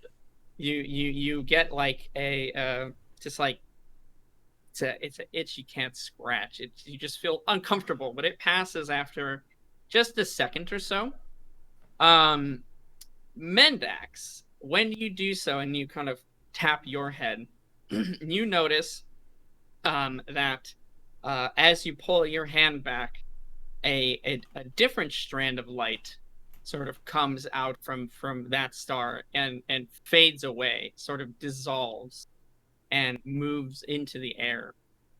And the world once again starts to sort of dissolve once again, more rapidly this, as the even like stamping your feet, these sort of the world starts to just shrink in into this darkness once again.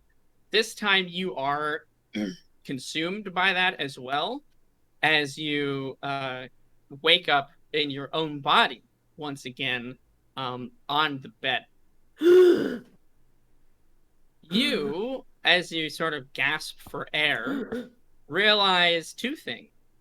Number one, you have a vivid memory of being the first one to wake up this morning and walk outside of the room and go to meet Captain Snicklefitz. You recall the exact 5 minutes of time that Nigel formed this morning when he woke up and sort of went about his morning.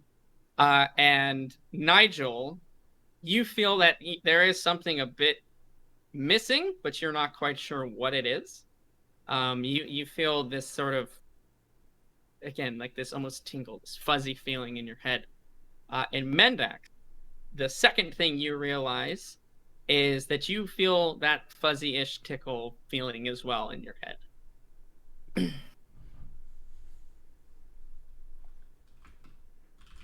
I want to look down and make sure that I'm in my body. Yeah, you are. You are yourself. Bit scared that there's a bit of a Freaky Friday situation there. And I chose poorly. And she's finding out being a virgin wizard is harder than it looks. Nice. Is she disappointed that the conversation was about books and not other things? I'm very disappointed. Now I just think that books is, virgin wizard code for things. I want to get all up in your books. Can't wait to peel back that cover. Mendax, you come to and you realize that you have essentially absorbed one of Nigel's memories. But you realize that you have probably done this at a cost, that you have lost something in return. You sort of blink yourself back awake. You like the cold cloth kind of falls off of your forehead and onto your lap. It doesn't shock you necessarily, but it kind of jolts you a bit. You look at your friends, you feel okay, and you look over at the bucket, and you realize you have no idea why that bucket is there. The bucket with the ice and the snow in it. I'm going to look at Nigel and just go, "You didn't make a sexual contract with the captain after all." Oh no, Nigel. It's a simple matter of books and property. And he gave you a key. You do not remember the full contents of your conversation with the captain. You only remember that you do have this key from the captain, and that's pretty much it. You don't. You seem to recall some kind of contract, but you don't remember what for. I can't quite remember, but I don't remember. I don't think there'd be anything sexual about it. I mean, the captain isn't exactly my sort. Well, I mean, do you know what your sort is? You haven't had a sort. Elvish, ghostly, bit babe-like. What Usually I'm trying quite to tell... They always are in your dreams, aren't they? You went to him for books. Nigel, I remember as if I were you. Huh. Have you... Your potion somehow is that you see through my eyes or see my past? I don't... When I took the potion, I didn't fall onto the bed. I was still sitting up. The world went dark, Every time I moved, basically starlit outlines of everything. It was actually quite beautiful. But then I may have fingered your brain star.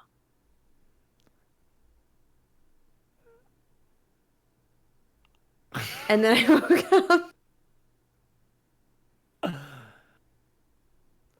I'm not. You.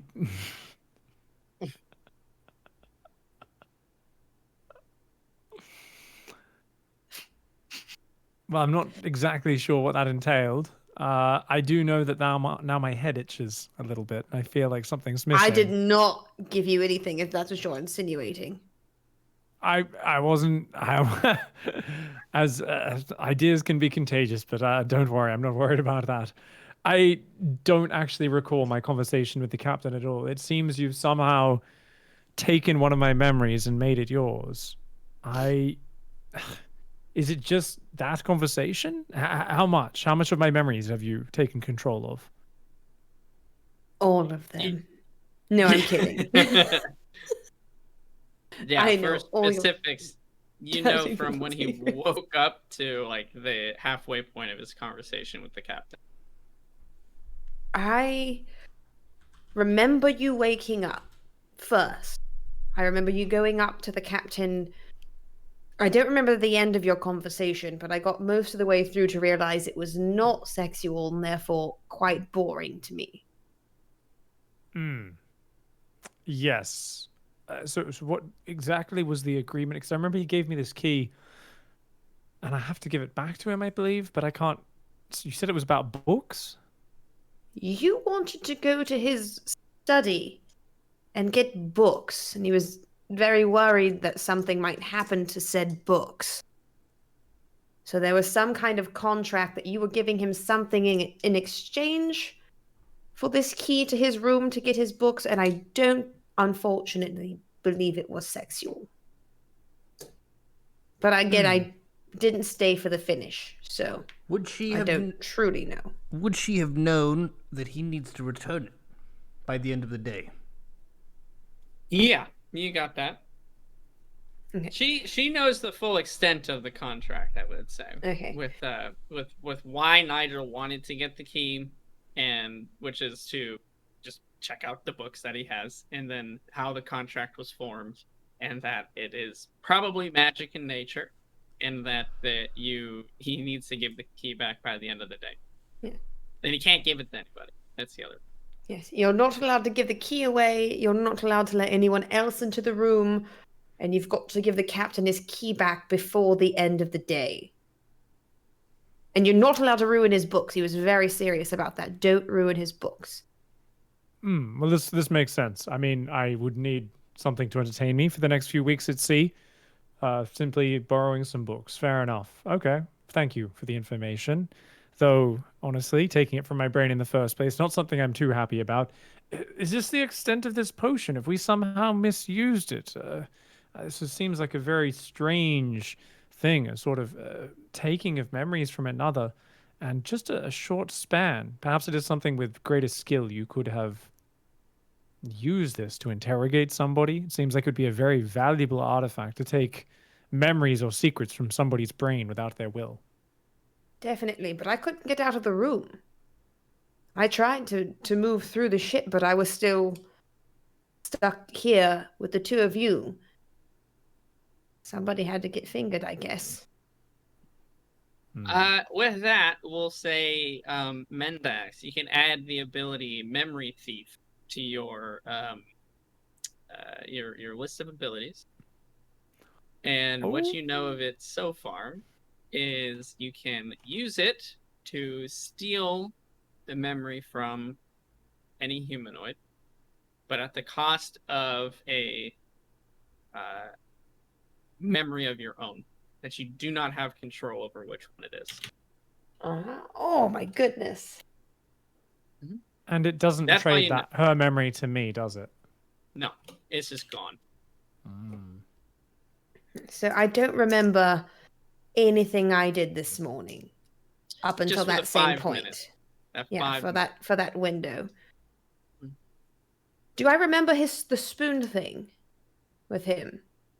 You remember, yeah, the spoon thing. Okay, because I definitely want to tell him about that then. Also, Nigel, as much as it pains me to tell you this, your crotch spoon is magical. Really? What's it do? It hurts you very badly. If you give it away, you tried to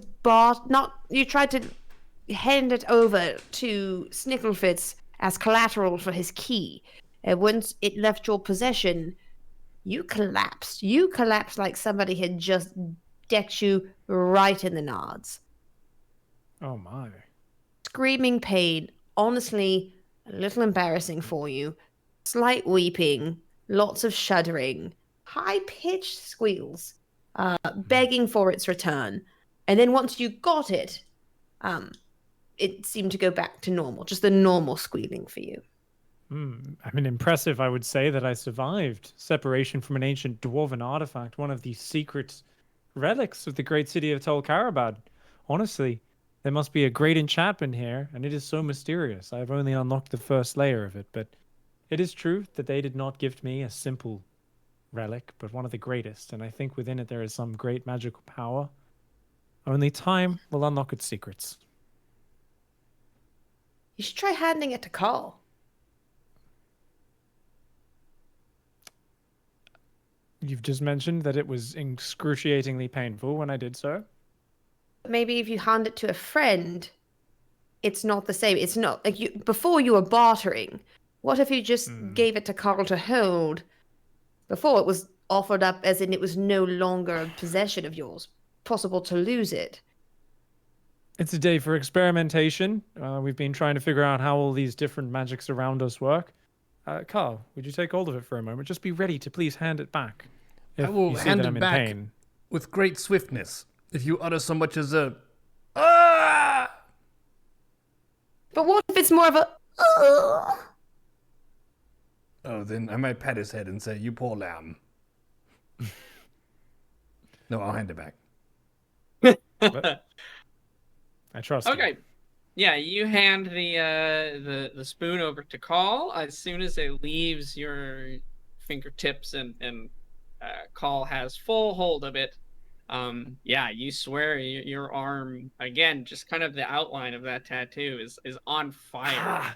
And your head is splitting in agony. You I will hand quickly it back. take the spoon back. Yeah, and Thank you. it fades away. like that? That's what you acted like in the memory. Just like that. Now you have it back. Pretty manly. Proud of myself. Learn how to endure a lot of pain on our journeys together. That was I bold. might not be a fierce warrior like Carl, but I can hold my own. Yeah. So I think that would probably be as good a spot as any to go ahead and end the session for this week.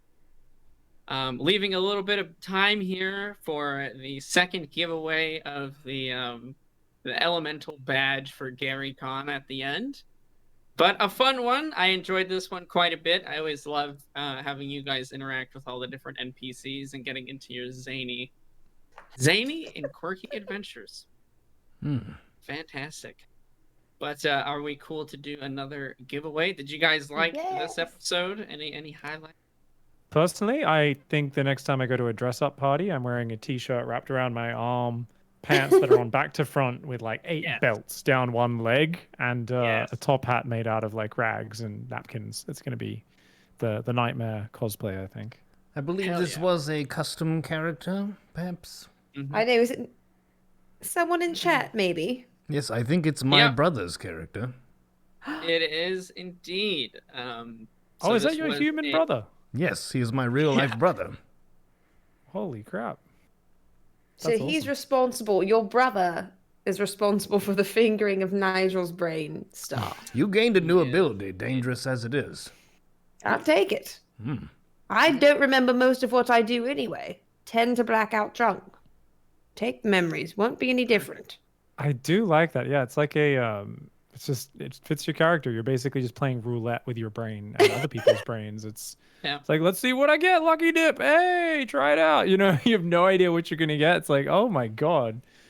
Gonna start using it on random like grandmas in villages and stuff just to see what you can find out. Oh, absolutely. I want all the hot goss.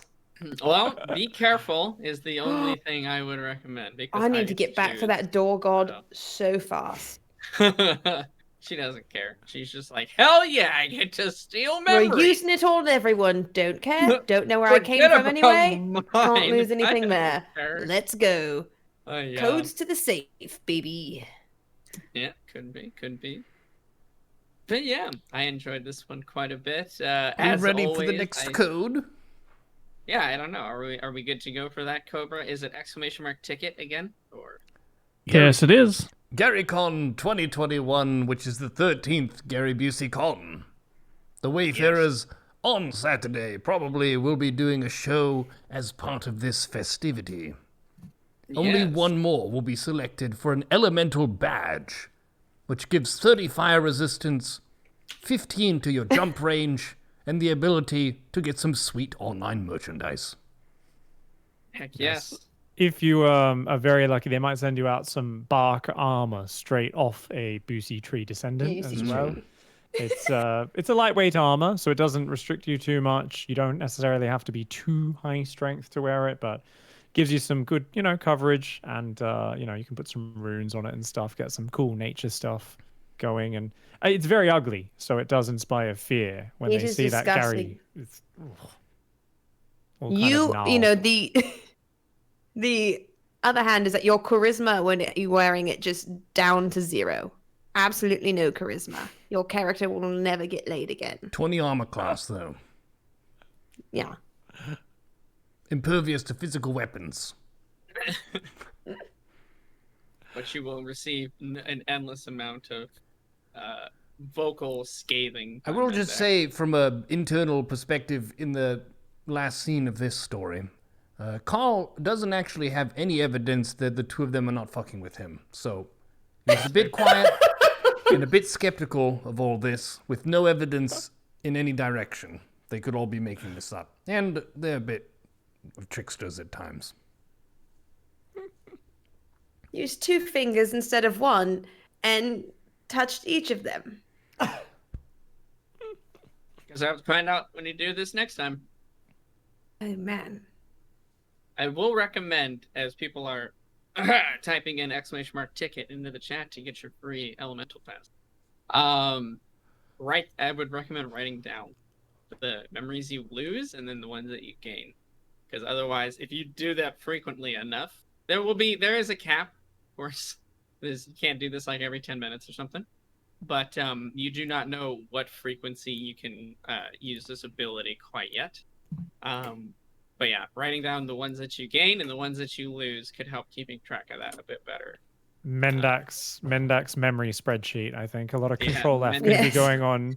She's like, hey, about that, wait, I better check if I remember this or not. I threw that one away for fucking grandma's cookie recipe. Seriously? Not worth it. Basically any other memory, though. Toss it out. Yeah. How many ticket signups do we have thus far? We got a couple. We'll give it another 60 seconds or so. Can I make a speculation? Yes. I think that Nightmare, based on Mendax's description, may be proficient in this ability and may have used it on Mendax multiple times throughout their encounter. That may be how he's so good with sleight of hand. That is not such a crazy assertion to make. Motherfucker, he star-walked me. It's possible. He did. Or maybe he's that good. Or maybe he star-walked you at the end. Or maybe you're being star-walked right now. Oh. I'm going to sue your mother if I'm getting star-walked right now. We'll sue your mother. It's like the best threat that you can make to a kid in high school. I am going to steal Stinky and Harry Pete's mother, though. She's getting sued. Sued. Litigated. Throw the book at her. Just how dare she? All right, let's Okay, give we'll it go ahead and close the giveaway, or give it another minute or so. 10 seconds. Okay. 9 seconds seconds. remain. 8 Exclamation mark seconds. ticket. 7 seconds. 6 seconds. 5 seconds. 4 seconds. Nope. 1 second. That's it. It's over. Finished. And who is the happy recipient? J-Star with 2 Ys. Oh, snap. J-Star. J-Star. J-Star. Send us your J email, Brainstar. and we will send you the ticket. Or we won't do it. Everybody watching on YouTube, you weren't able to enter the giveaway, but you can enter the code Wayfarers21, Wayfarers GC21 on the webpage. We'll have it in the top link of the description, and you can get 20% off. Any Yes. of the badges. Yes, J-Star, just DM your email address to Cobra Venom there, and the GaryCon people will be emailing you back your code, the official transcript and everything that you need. Yes, yeah. Woo! We That's will that. see you guys on the next Wayfarers, and also at GaryCon on Saturday, where we will be doing a special edition Wayfarers session out of our normal campaign, or maybe a one-shot. Who knows? We'll have to come up with something truly diabolical for that. Oh, goodness. Always remember to use detect magic on any suspicious potions you encounter. And if you have one, be sure you have a nice sitter to look after you, who you can take memories from. Stay safe, everyone. Thank you for tuning in to Wayfarers, episode 24. Good luck, Bye. and we'll see you soon.